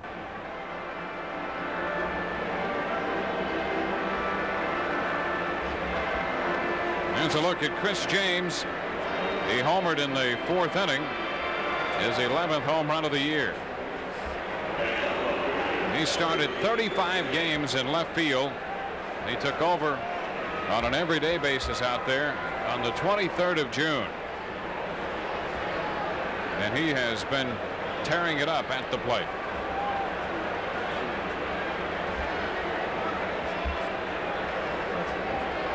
Two men on, 1 out. The pitch in there for a strike. We had a picture of Mike Schmidt, and he was stretching out his legs. It's not because he's a great base stealer, because I think those days are a little behind him. He hasn't stolen a base this year. But he knows he's got to break up 2 because it's going to get the Phillies a run if he can break up 2 on a ground ball. 1 strike count on James out of Rusk, Texas. Born in Rusk, went to high school in Houston, and the pitch is in there for a strike. 0-2.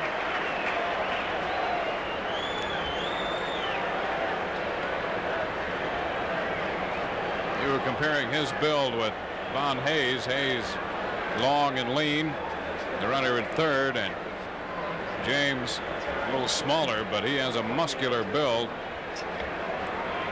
Schmidt back in at first.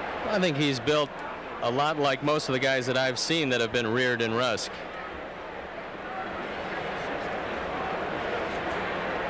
Two strikes the count. They're tough. He comes from a football family. His brother plays for the Patriots. This one is low. 1 ball, 2 strikes. They had some physical problems. He's recuperated from the broken ankle.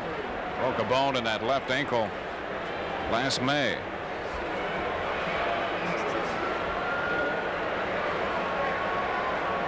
The 1-2 pitch. A little bit close. That evens the count. So Jim Sundberg take control. He put down 1 finger, meaning the fastball. He gave the sign to throw it inside. Gave him the fist to get it in there. Make sure you throw it, so if he does get a swing, he's going to jam him. And Lancaster did get it inside, but just missed. A 2 ball, 2 strike count. Parrish is on deck. Now the pitch to James. And he got him on a pitch down and in. He got James to chase it. And that's the 4th strikeout for Les Lancaster. Big strikeout here in the 6th for the Cub right-hander. James helps him out by swinging at a bad ball down and out of the strike zone. And Lancaster made the pitch when he had to. 2 gone with 2 men on, and Lance Parrish is the hitter. Parrish 1 out of 2.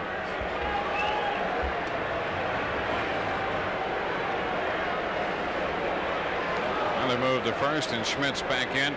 Well, the Phillies have some strong fellows on this team. When you look at Chris James and Lance Parrish. And Parrish is about the strongest of any of them. He really hits the weights hard. A pitch in there for a strike. He turned down a football scholarship at UCLA. Signed on with the Tigers.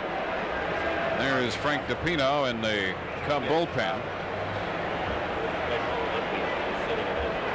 He had 22 home runs last year for Detroit. The pitch is inside, ball 1.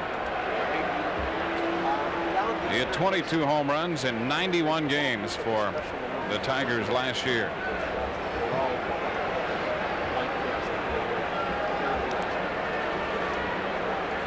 Parrish waiting. Lancaster delivers. Missing too low this time. The sitting instructor Del Unser feels that he might be tying himself up too much by the weight program. You take a look at his arms. This man works out quite heavy. He said he doesn't mind guys working with weights in the wintertime to get themselves as strong as possible, but during the season, he doesn't like to see his hitters tying themselves up. He just as soon they go on a lightweight program, if a weight program at all, and make sure that they maintain all that flexibility and that bat speed you need to bring the head of the bat through the strike zone. And that's a return to the conventional thinking in baseball just a few years ago. And those are the youngsters who will represent the area in the Special Olympics. Quite a thrill for them. There's a high foul down the left side. Mumphrey starts to chase it, but it's out of play, and the count is 2-2.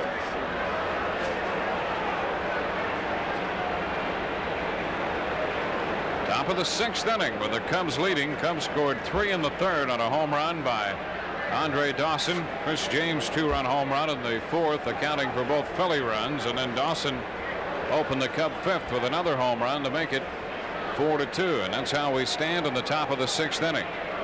Michael Jackson loosening for the Phillies in the bullpen up the right field side.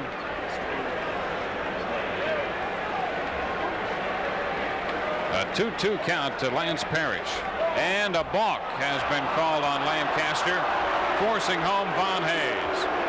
The 6th balk charged to Les Lancaster this year. And the 26th balk charged to the Cubs, and you figure when Les goes to the mound you usually see one of these, but this is particularly costly. Let's watch it again. It was called by Larry Poncino. And I can't really tell there exactly what he did. Here's the 2-2 to Parrish. He fouls it back. So the balk forces home a run and makes it a 4-3 ball game. See if we take another look at that. See if we can pick it up. Oh, that was it right there. Yeah, he did start twice.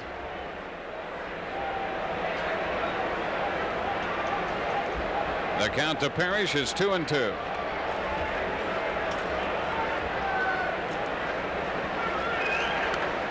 And he pops it into shallow left. Noche out. Mumphrey in. Noche called off the play by Mumphrey as Jerry Mumphrey makes the catch to retire the side.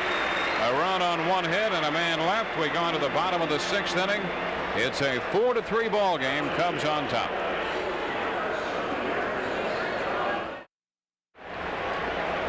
On to the Cubs 6th. Cubs leading 4-3. Andre Dawson 4 and the Phillies 3. Dawson a 3-run home run in the 3rd and a solo home run in the 5th inning. And in the 6th it will be Martinez, Sandberg, and Durham against Wally Ritchie. Ron Hayes picking up the balk as well. Yep. And he carried the 3rd Philly run home. Might have a future as an umpire before it's over. Martinez takes a breaking ball for a strike. And Kent Tekulve is up and throwing. Martinez has been on base 3 straight times today with a single and 2 bases on balls. Pitch too high. 1-1. There's the veteran right-hander, Kent Tekulve. Threw a couple of innings yesterday. Picked up the win. Giving up no runs on 3 hits. The pitch down and away. 2 balls, 1 strike to count. Hume for 4 innings plus, charged with all 4 Cub runs on 5 hits and 7 walks. High popper, back of 3rd. Schmidt chasing it and will not have a play. Schmidt was down in that same vicinity on a pop foul yesterday and ran into the tarp. I think he got to the tarp yesterday before he thought he was going to. Cut ball out of his reach, and so the count to Martinez is 2-2. You know, Dave Martinez is thinking about this as a big at bat. Not only is his ball club up only 1 run, but he's facing a left-hander for one of the few times this year. You hate to get pigeonholed as a part-time player, and if he shows his manager he can hit left-handers, it might bode well for his future. A wave and a miss. Martinez out on strikes. 2nd strikeout for Ritchie. And the 1st Cub retired in the 6th inning. Ritchie took over in the 5th to face Mumphrey after Dawson had hit the home run. Here's Sandberg 0 for 1 with a pair of bases on balls. And I think Lee Elia is thinking ahead. If somebody does get on base, he does not want Wally Ritchie to face Andre Dawson. He will go to the bullpen and bring in Kent Tekulve. So let's see if the Cubs can get somebody on and bring that about.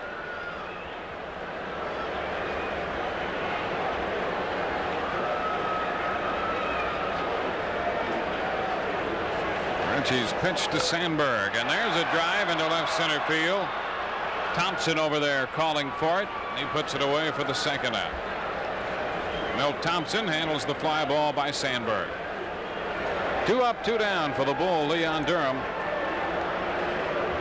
Durham has walked and doubled, hit the ball to the warning track in right field in the 4th inning. Glenn Wilson made the catch on that ball to end the 4th.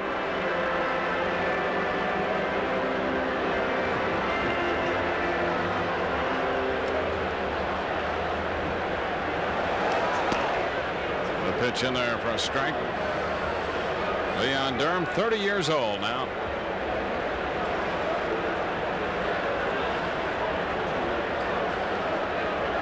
The 0-1 pitch. There's a strike.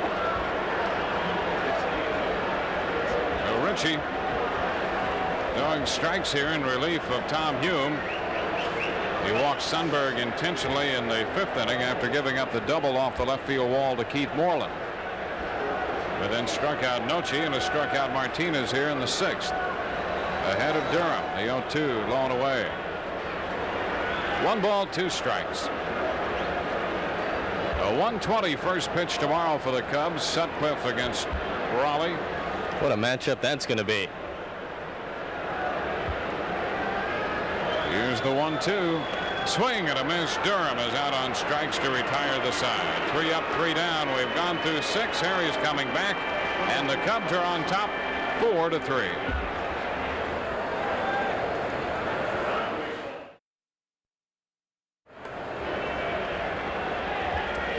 With Steve Stone, Harry Caray back in Wrigley Field and going to the top of the 7th. Leading it off will be Steve Jeltz. Get the feeling, Harry, the offense is tread water and wait for Andre. That's it. He's accounted for all 4 runs today. Jeltz has had a double, 1 out of 2. There's ball too high. Make it 3 now. 3 balls, no strikes. DePino getting ready in the bullpen. I think that Gene Michael might feel that Lancaster's tiring a bit. Been a long time since he's gone this long. Ball 4, he walked him. The tying run is on, nobody out. And now we're going to have a pinch hitter for Wallace Ritchie, who pitched very well, a left-hander for the Phillies. Ron Renicky, I believe, is coming up to pinch hit. In his 2 innings, he allowed only 1 hit, no runs, walked 1 that intentionally, and fanned 3. There's a look at Ron Renicky, the switch hitter. Left-handed hitting just .080. Right-handed hitting .368. And he'll come into the game to hit left-handed.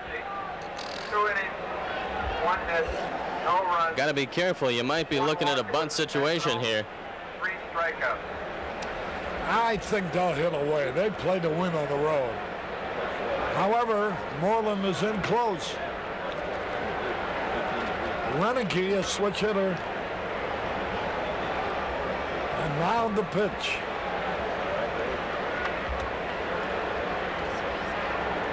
Over to first instead.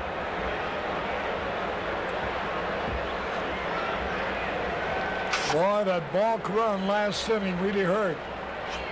4-3 now.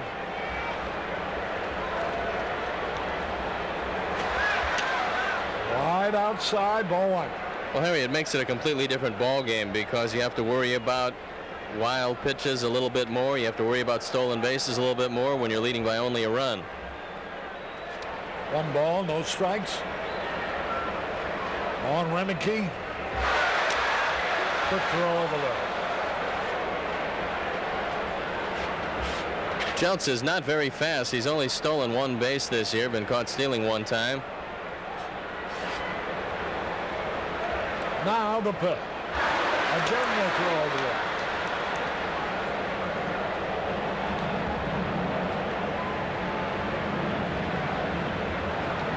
The Twins scored 2 in the 8th to take the lead at Oakland 2-1. Strike call. 1 ball, 1 strike. I don't know. I think the scoreboard might have the wrong score. They got Oakland leading with 2 in the 4th on our ticker inning by inning. It said Oakland nothing in the 4th. 1 ball, 1 strike. Low ball 2. A key moment in this ball game. Top of the 7th. Cubs leading by a run. 4-3.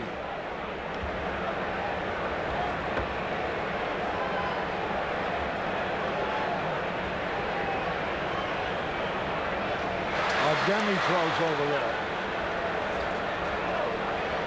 The Twins beat the A's last night 5-3. They scored 2 in the 8th inning to take the lead today, 2-1. It's about time Mark McGwire hit one. 2 balls and a strike.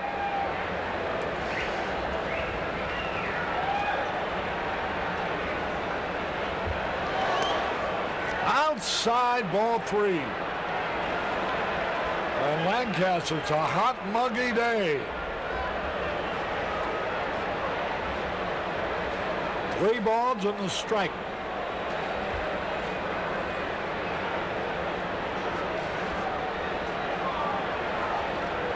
Renicky looking at Jimmy Davenport, the third base coach.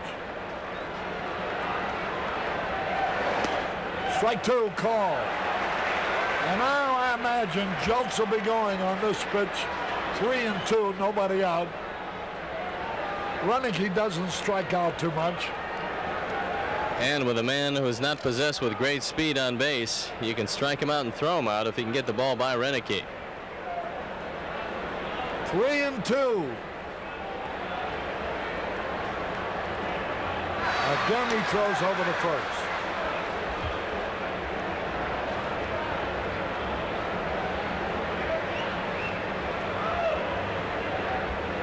The 5 o'clock shadow is over that third base section. 3-2 pitch. Ball 4, he walked it. And Renicky is on. Jeltz is on. Nobody is out. And the top of the batting order coming up. And Starrett comes out, which might indicate they're not going to change pitchers. Well, they'd love to see Les Lancaster retire Samuel because they have the 2 left-handers due up next. But with Rick Shue on the bench, if you go to Frank DiPino, you're not going to see Thompson, you'll see Shue. So a decision for Gene Michael right now. Herm Starrett on the mound talking with Lancaster, who is a very tired young man on the mound. Something wrong with your tongue, Shue?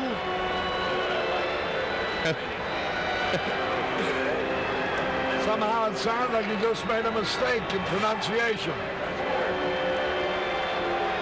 There's Gene Michael talking with John Vukovich.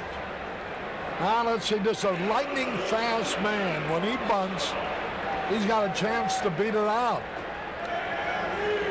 He's a long ball hitter too. When he swings, he's liable to hit the ball out of the park.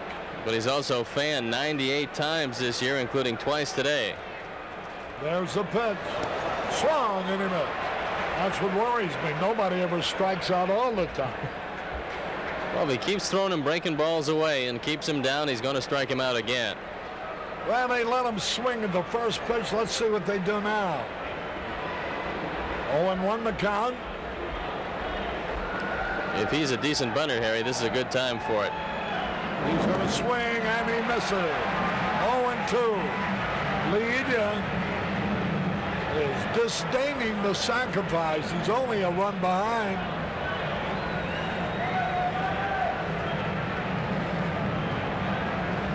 Two now. Jeltz a leadoff second. Renicky off first. Low ball. 1-2 the count.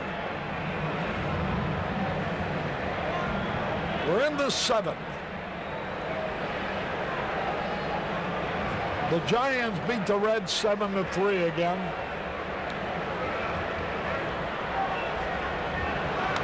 Fly ball, looks like a double play. They're going to throw the third, and he's out at third base on the force play. Noche might have made a smart play there because with Samuel throwing, it's doubtful whether he would have had a double play. I don't think you can turn two on this ball. It's a chopper in the infield, and all the momentum of Paul Noce is going toward third base. So he's got a choice and decides to go to third, and they cut down the lead man. Watch it again, and it is a good play because a sacrifice fly now doesn't do any damage. Here is Milt Thompson. He's hit the ball hard today. A base hit, another time a line drive off the pitcher's hand to the shortstop. A high pop fly. Left field is going to be caught. Mumphrey. 2 men out. That's a big out to get. And here's Hayes looking for his first hit in the series. 0 for 4 yesterday. 0 for 4, 0 for 2 today. And a great pitch to Milt Thompson, a fastball in on the hands. And if you're a manager, you're sitting on the bench with a left-hander in the bullpen and a tough left-hand hitter up. But let's see what Gene Michael does, and now he's made his decision. Yeah, a new pitcher's going to be brought in here. We'll tell you more about him following this. We'll keep it here instead. It's going to be DePino brought in to face Von Hayes. 2 men are out. Cubs leading by a run, 4-3. That was a mighty big out and a mighty big play on Samuel. And I think that Les Lancaster scored a lot of points for himself today. He battled out there, took a line drive off his wrist, stayed in the ball game. He's still in a position to win this one, but he showed his manager that he can get out of some pretty tricky situations. He got out of a tough jam last inning. He's 2/3 of the way out of a pretty big jam here in the 7th. And so Frank DePino comes into the ball game with a 1-2 record, a .340 earned run average, 38th appearance. He's got a save, 39 2/3 innings, 38 hits, 15 earned runs on 4 homers. He's walked 17, he's struck out 33. And he's got a man that the Cubs have completely handcuffed in this series. Von Hayes due up. Lancaster pitched 6 2/3 innings. The responsibility for the 2 men on base belongs to him. He allowed 5 hits. He walked 4, he fanned 4. A fine performance by the rookie right-hander. And now it's up to veteran Frank DePino. DePino has run into a streak, Steve, where he has trouble getting out the first or second man he faces. Right now, you don't have to worry about the second man. The guy you got to worry about with 2 out is the first man he faces, the left-hand hitter, Von Hayes. And the Cubs keep a stat, and that's the reliever's first batter faced and how many times he reached base. And we'll take you around. Lee Smith, 12 out of 41. Eddie Lynch, 11 times out of 36. Ron Davis, 5 out of 20. Scott Sanderson, just 2 out of 10. And Frank DePino has had the first batter reach base 8 out of 37 times. And this is a big one for him, trying to protect the game for Les Lancaster. I understand a young man by the name of Rich Berkey, who's 41 years old, caught Andre Dawson's 3-run homer. He's already had about 130 homers hit over the wall on the Waveland Avenue.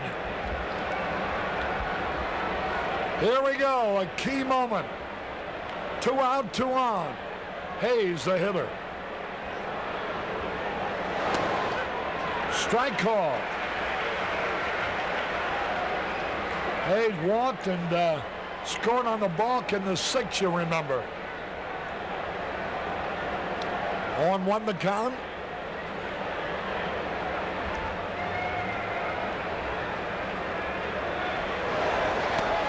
Inside. Mike Schmidt is next. They got a couple of right-handers, including Lee Smith, ready for that. emergency. Ed Lynch and Lee Smith are working in the bullpen. 1-1. Boy, he jammed him with a fastball and he fouls it out of play. 1 ball, 2 strikes. We're in the 7th. Cubs lead by a run.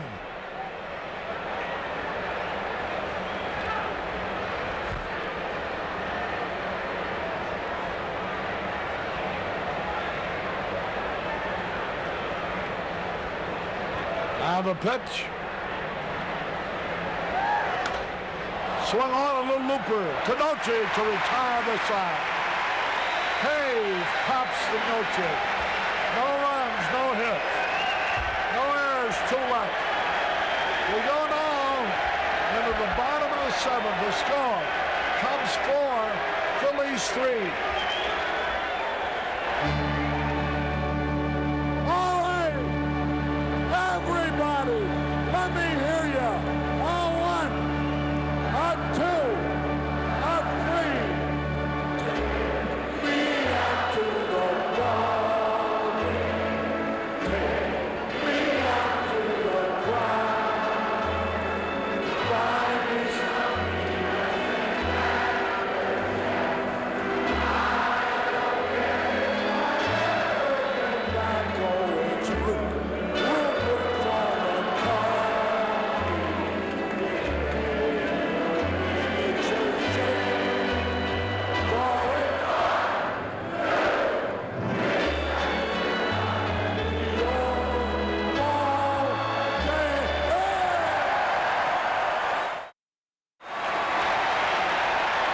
Here's Andre Dawson getting a standing ovation.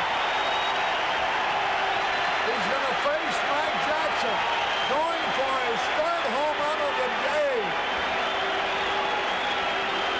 Mike Jackson has won 3 and lost 8. The first pitch to Dawson. Strike call. Jackson had some problems yesterday. Appeared in the ball game but didn't retire anybody. He gave up a run on 1 hit, struck out 1, and he reached on a wild pitch. Here's the pitch. Whoa, he had a cut. 2 strikes and nothing. Jackson has started 7 games this year. They gave him a look in the starting rotation, but he just wasn't ready to handle it yet, so they're trying to ease him into the major leagues in the bullpen. Just a hard-throwing youngster with a good hard slider. I tell you, that left-hander they used before Jackson, Ritchie, looked very good. The pitch outside. 1 ball, 2 strikes. Jackson's had 2 home runs, accounted for all 4 runs. The only time he was retired, he hit into an unassisted double play. There's a drive in the left field going back in the walk. This game, it might be hit it! A home run! Holy cow! His 31st home run, his 3rd of the game. True Value Hardware ought to donate $1,000 for a 3-home run day. Look at him. The crowd is wild. Holy cow. 3 home runs in a row. Look at Andre. He looks exhausted. What a day. Hey, here he comes and takes his bow. What a demonstration by this standing room only crowd. Finally, he cracks a smile, Harry. 5-3 now. Here's Mumphrey, a ground ball. He's on at first. 1 away. That was home run number 3. Hey, listen, Arnie. Here's a home run again. A high curveball, a slider. And tread water and wait for Andre. That's the new Cub offense, because that's what's happened all day today. His 3rd home The run. last time Dawson hit 3 home runs in a game was at Wrigley Field, but it was against the Cubs while he played for Montreal. Today he has hit 3 home runs for the Cubs. And he has increased his lead in the National League. That ties him for the league lead now. Last Cub to hit 3 home runs in a game, Dave Kingman in 1979. That's a long time ago. Andre is the 4th National League player to hit 3 home runs in a game this season. Tim Wallach was the most recent. He has taken over the lead now in RBIs. He now has 92. 5 runs. He has 92 RBIs. Clark has 91. He has taken over the league leadership. There's a line drive hit to Samuel by Moreland. This is Dawson 5, the Phillies 3. Boy, oh boy, I wonder what clubs like the Dodgers above all the money they have coming in, could have signed both Raines and Dawson. Didn't sign either one. Everybody in either league could have signed Dawson. Finally, he more or less forced the Cubs to sign him by offering a blank contract. I think the way the story goes, that the Cubs filled out the financial end of it. What a year he's having. Here's Sundberg. 1 ball, 1 strike. 31 home runs. 92 RBI. There's a pitch fouled out of play, and 5. The wind brings this ball back into play, and Hayes goes out to make the catch. So, at the end of 7, Dawson 5, the Phillies 3.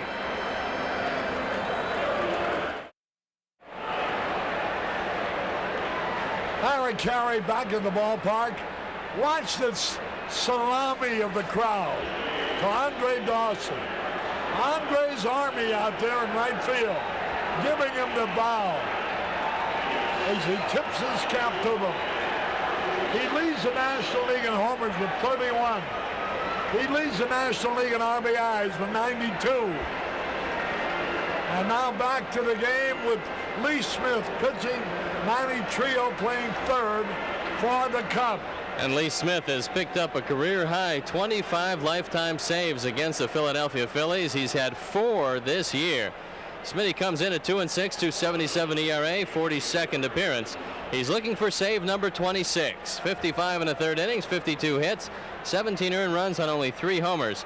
He's walked just 14 men and struck out 66 in those 55 in the 3rd innings. There's Schmidt. The Platt family from Iowa enjoying Dawson's showing today. Boy, oh boy, Andre, all 5 runs batted in on 3 homers. The only time they got him out with the bases loaded, Mike Schmidt made a remarkable catch and turned it into an unassisted double play. 1 strike on Schmidt. Strike 2, swinging.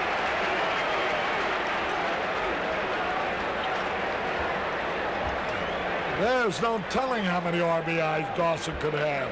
The first inning with the bases loaded, nobody out, on a remarkable catch by Schmidt. Yesterday with the bases loaded when Chris James made a diving catch down the left field line, robbed him of 3 then. There's a pitch a little bit outside. Oakland has beaten Minnesota on Lansford's homer in the 9th inning. Lansford's homer 3-2.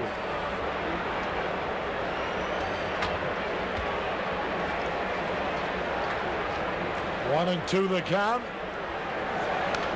Fouled it out of play.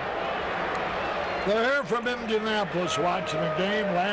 Lance Klein and Billy Monroe, and so are the Dorchester seniors, guest of Rick and Robin Sutcliffe, who give various tickets to youngsters to attend the game. 1 ball, 2 strikes. There's a ground ball. Sandberg, 1 out. That brings up Wilson.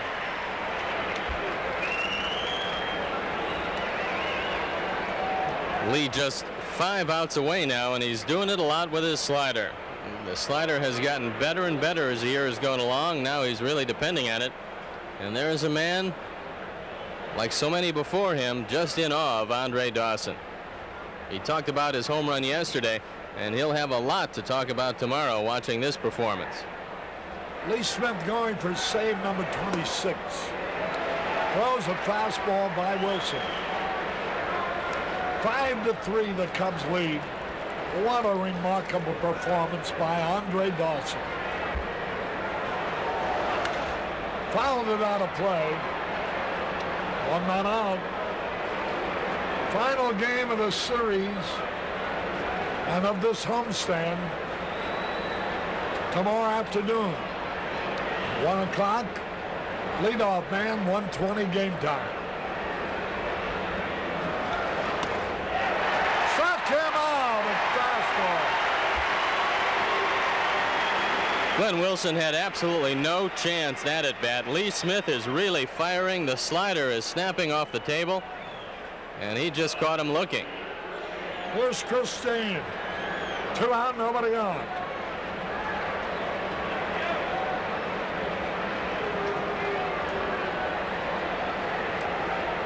All game in the 8th.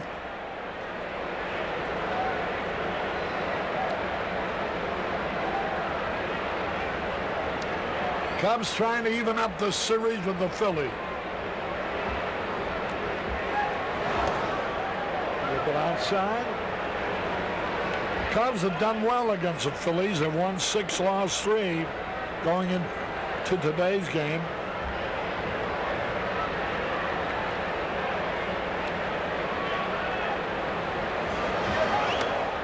Strike call. Rick Sutcliffe tomorrow. Standing room only, outside and inside. You see him on the rooftops. What a beautiful scene Wrigley Field is.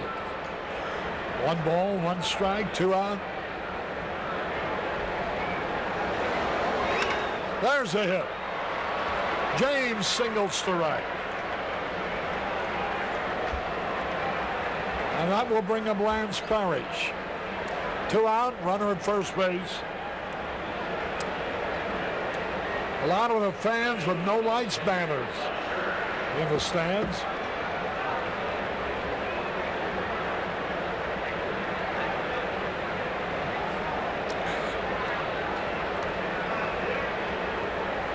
I don't think you can enjoy the majestic quality of a home run as well at night as you do in the daytime. 2 out. The pitch. Curveball a little bit low. Lance Parrish, 1 out of 3. 5-3, the Cubs lead. Andre Dawson, 3 homers, good for all the runs.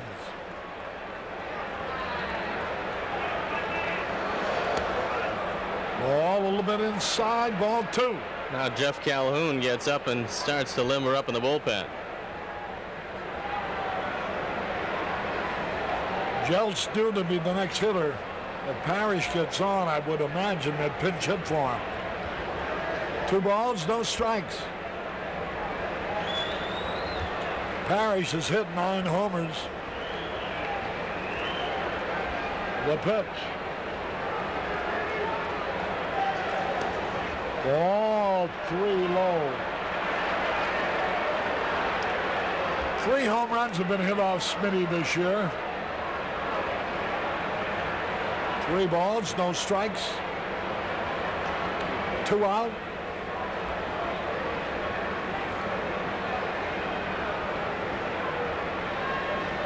Chris James.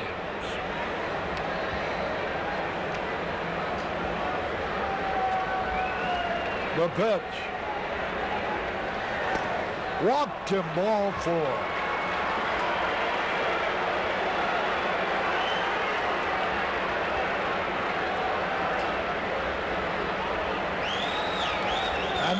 Let's see, Greg Gross is going to be the pinch hitter. Gross, during his lifetime, has hit .336 against Cub pitching. And he's 9 for 33 with 5 RBIs as a pinch hitter this year, hitting .295 overall. 1 home run, 10 RBIs, a contact hitter who's likely to hit the ball to left or left center field against Lee Smith. Dave Martinez shading him over around that way. And Jerry Mumphrey in fairly close and left.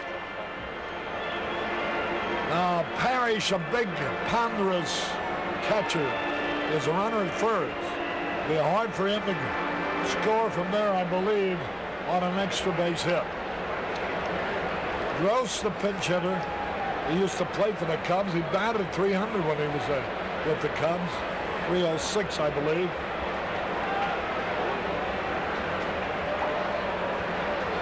The pitch. Low ball one.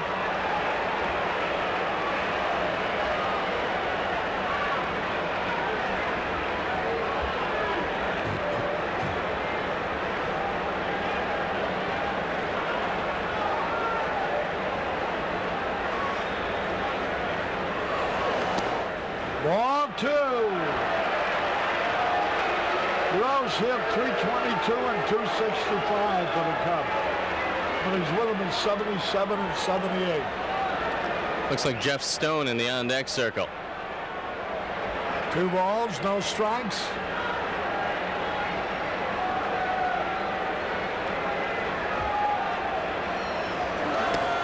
Ball 3. Oh,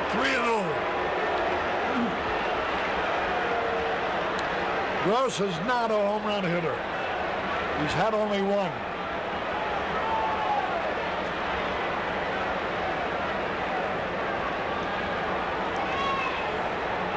The pitch.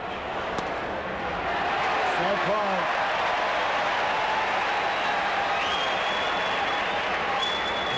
Gross during his career has only hit 7 home runs in the major league, and he's been here since '73.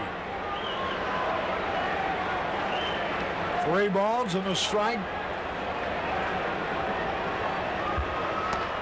Ball 4.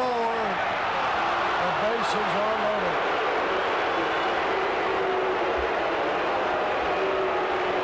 And Jeff Stone is going to be the hitter.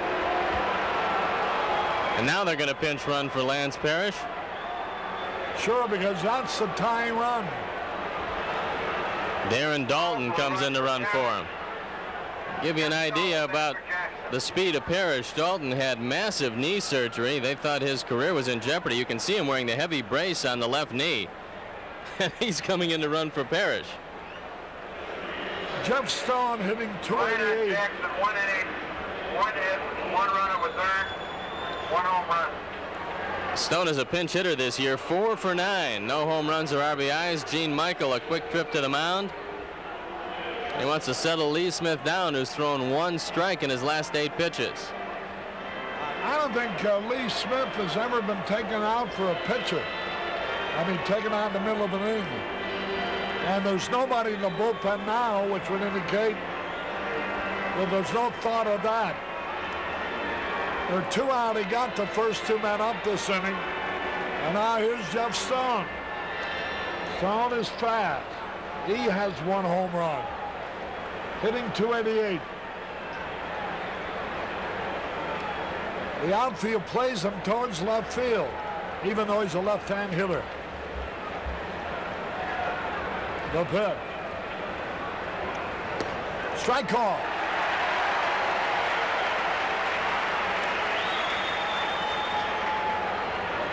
A fine ball game. You should have been on hand today to see Dawson. What a performance. 3 home runs. All 5 runs batted in. 1 strike and nothing. Strike 2. Stone thought it was low.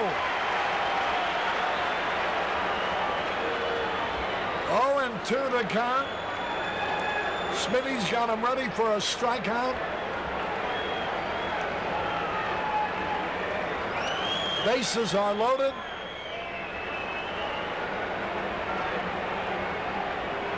The 5 o'clock shadows extending to second base. Steps off the mound. 0-2.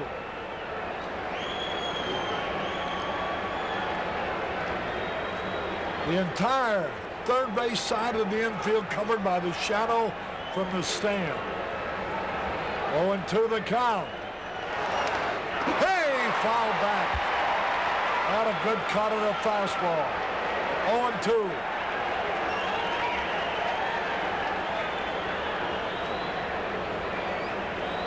Five to 3 Cubs are Dawson. They give Stone all to right field. Dawson's way over in left center, right center. So is Martinez over in left center. Mumphrey straight away. The pitch. Steps off the rubber. 0-2.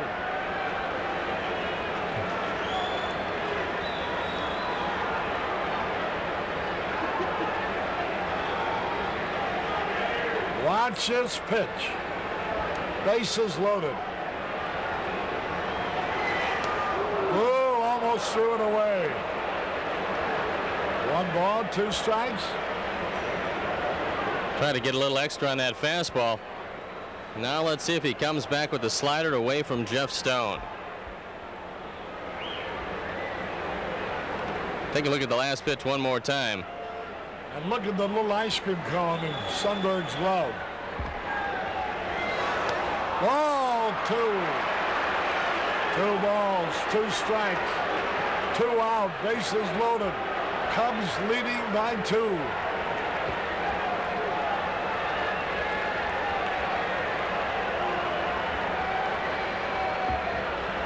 There's the big pitch now. 2-2.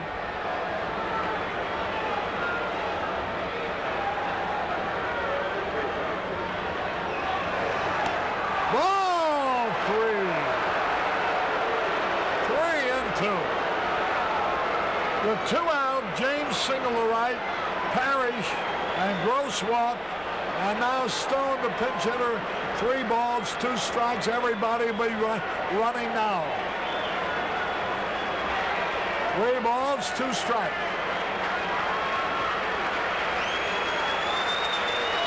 The strike. Here go the runners. The pitch. He struck him out. He swung at a high fastball. That would have been ball 4, but it ends the inning. 3 men are left on base. They go in the bottom of the 8th.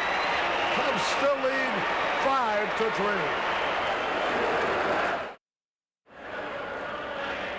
A beautiful game at Wrigley Field with Steve Stone and Harry Caray back from at the ballpark.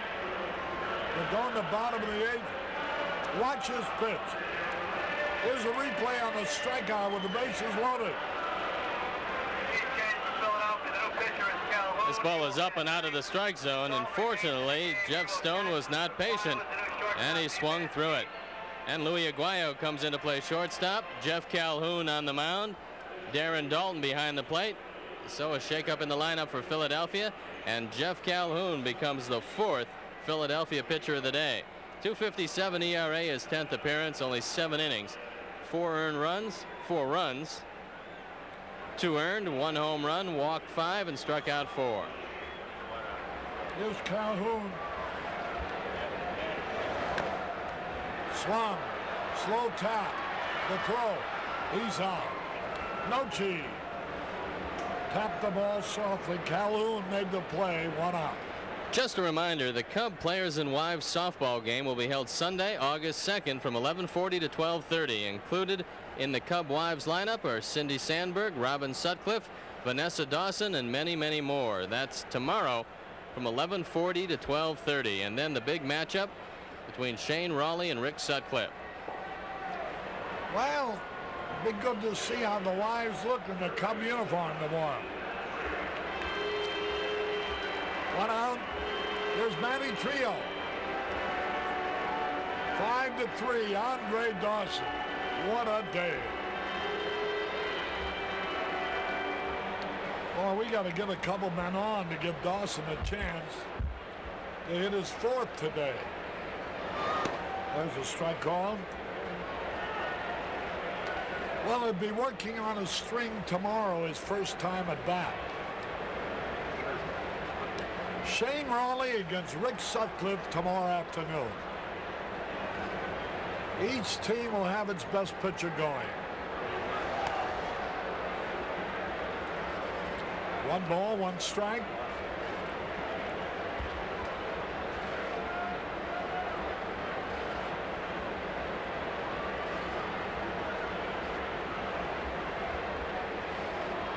What I want to know, there's strike 2. Arnie, how in the world are you going to distinguish between each of Dawson's home runs for the Budweiser Player of the Game?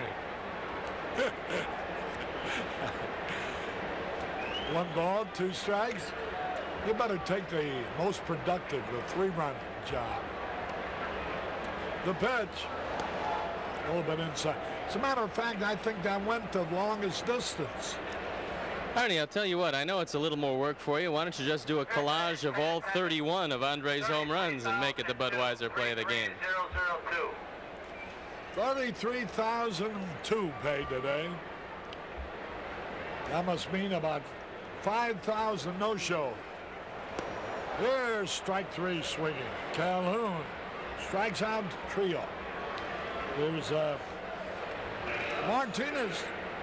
This is the second time he's batting against a left-hander today. And Philadelphia has really gone through their bullpen the last couple of days. 5 pitchers yesterday. Gross, Jackson, Calhoun, Tekulve, and Bedrosian. And today, Hume started, followed by Ritchie, Jackson, and now Calhoun again. Calhoun's pitch, 29-year-old veteran, used to be with Houston. Throws a fastball outside. Hey, show those figures again, will you, Arnie?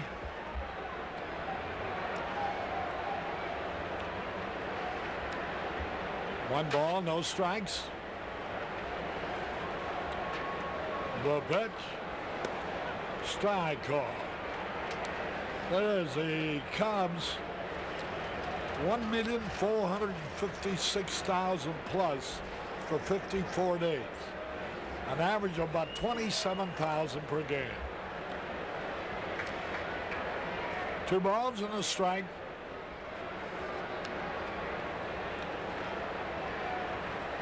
Slightly over 500,000 to go for 2 million.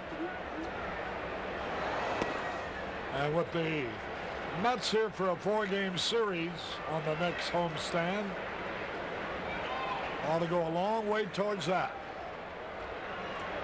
2 out, 3-1 to count. The pitch to Martinez. Walked the ball 4. That's the 4th time today Martinez has been on base. Well, if we can get 2 more men on, Dawson would bat again today, shooting for 4 home runs in a row.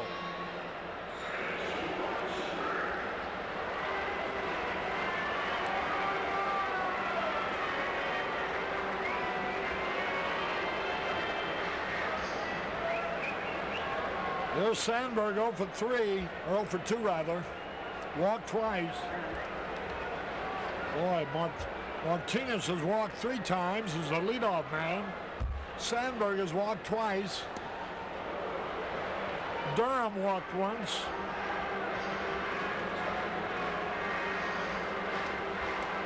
The Cubs have been beneficiaries of 8 bases on ball. 1 strike to Sandberg. Whoa, a line drive right back at Calhoun for the out. He didn't know he had it. So at the end of 8, the Cubs 5, Phillies 3.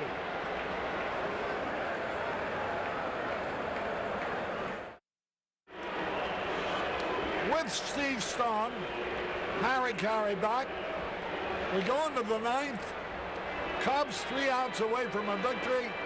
They lead 5-3. And that reflects the score of the day. Andre Dawson 5, the Phillies 3. Andre has been everything all year to this ball club, but it was never so graphically illustrated as it has been today. Here's Samuel to lead it off. I can just see that headline on the 2 daily papers tomorrow. Dawson 5, Phillies 3, and no story was more graphically put. I always knew you beat him to the headline, Arnie. I think Lee Smith might be having a few back problems. He was stretching it out on the back of the mound. Hopefully it won't affect his control. Pitch is high. Boy, oh boy, to stop to think how bad that pitch to Stone was. Samuel coming up next. It could have been a disastrous 8th inning.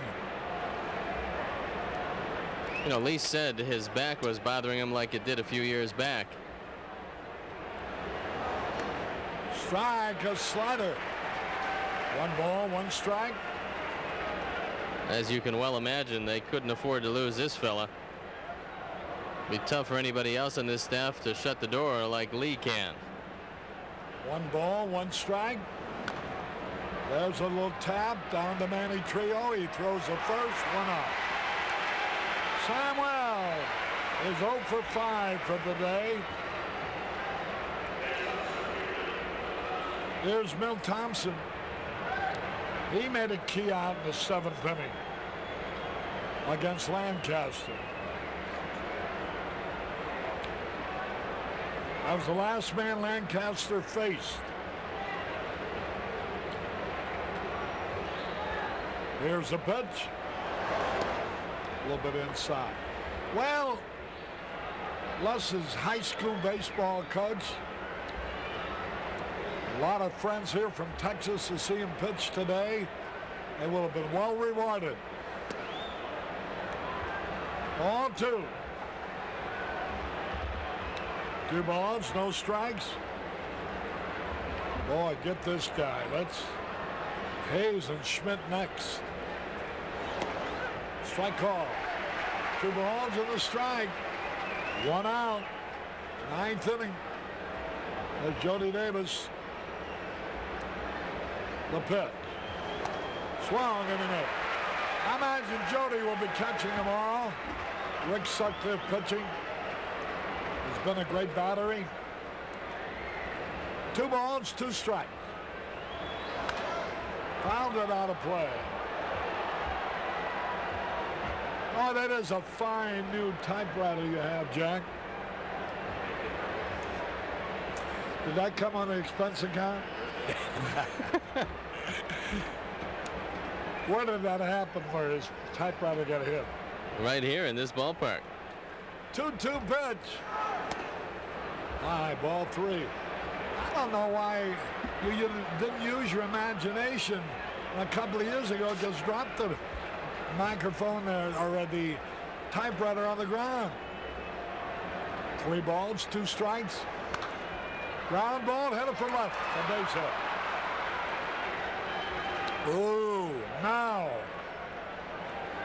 Unless Hayes hits him to a double play, Smith is going to have to face Mike Schmidt.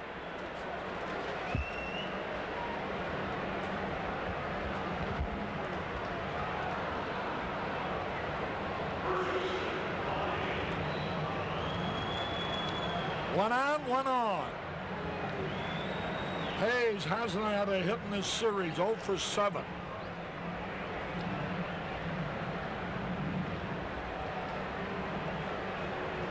Now Durham lets Smith know that he's going to play back off the bag.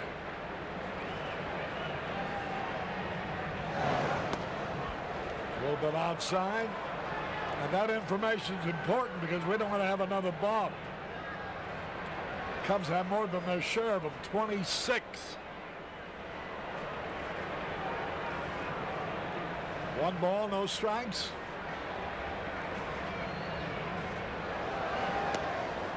Ball to Mike Schmidt next.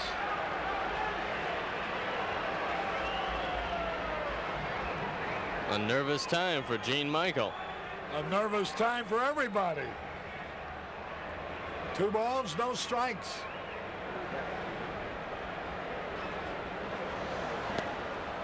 Ball 3.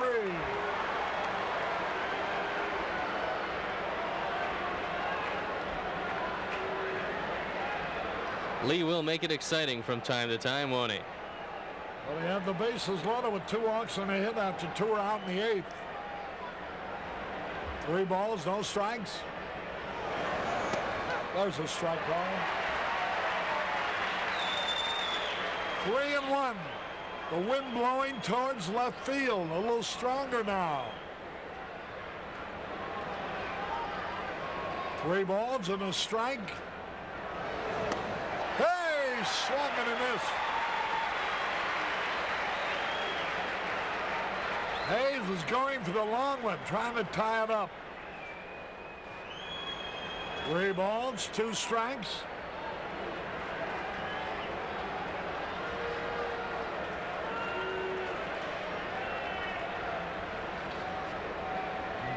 The pitch. Bouncing ball up the middle of base hit. Here's Thompson around second on his way to third. Well, there is a double play chance now. Runners at first and third. If he can make him hit the ball at the ground at somebody, but Mike Schmidt with 22 homers will be the hitter. Fastball out away from Vaughn Hayes, and he drives it back up the middle. Thompson knows that Dave Martinez is not going to try to throw him out and put the tying run on second base, so he goes uncontested from first to third. And the man who's grounded into 11 double plays this year is at bat, second on the ball club behind Lance Parrish. Hayes, good speed at first base. Thompson at third base. The stretch. Swung and he missed, and he was going for it. A high fastball. He missed it. Now Schmidt hits the ball hard to the other field too. Steve Bedrosian up and throwing in the bullpen for the Phillies. Now ready?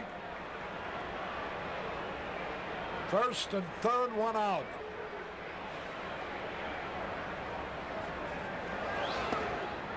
A little outside.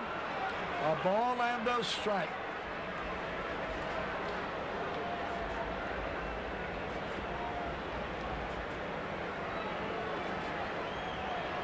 Smith came in to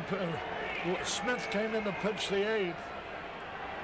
Got Schmidt on a ground ball, the first hitter he faced. 1-1 pitch. Double play ball. Nice play out at second. Cubs win! Cubs win! Cubs win! A great play by Sandberg and Noche, who turned the double play over. What a play to end the great ball game on. We're going to have to show you that play again. The ball was hit like a bullet up the middle. You know, if Sandberg could come up with it, he'd have a chance in the double play. Watch this. Here it is. Now watch Noche get out of the way. Perfect throw. Hey, a gal came charging out on the field to get an autograph.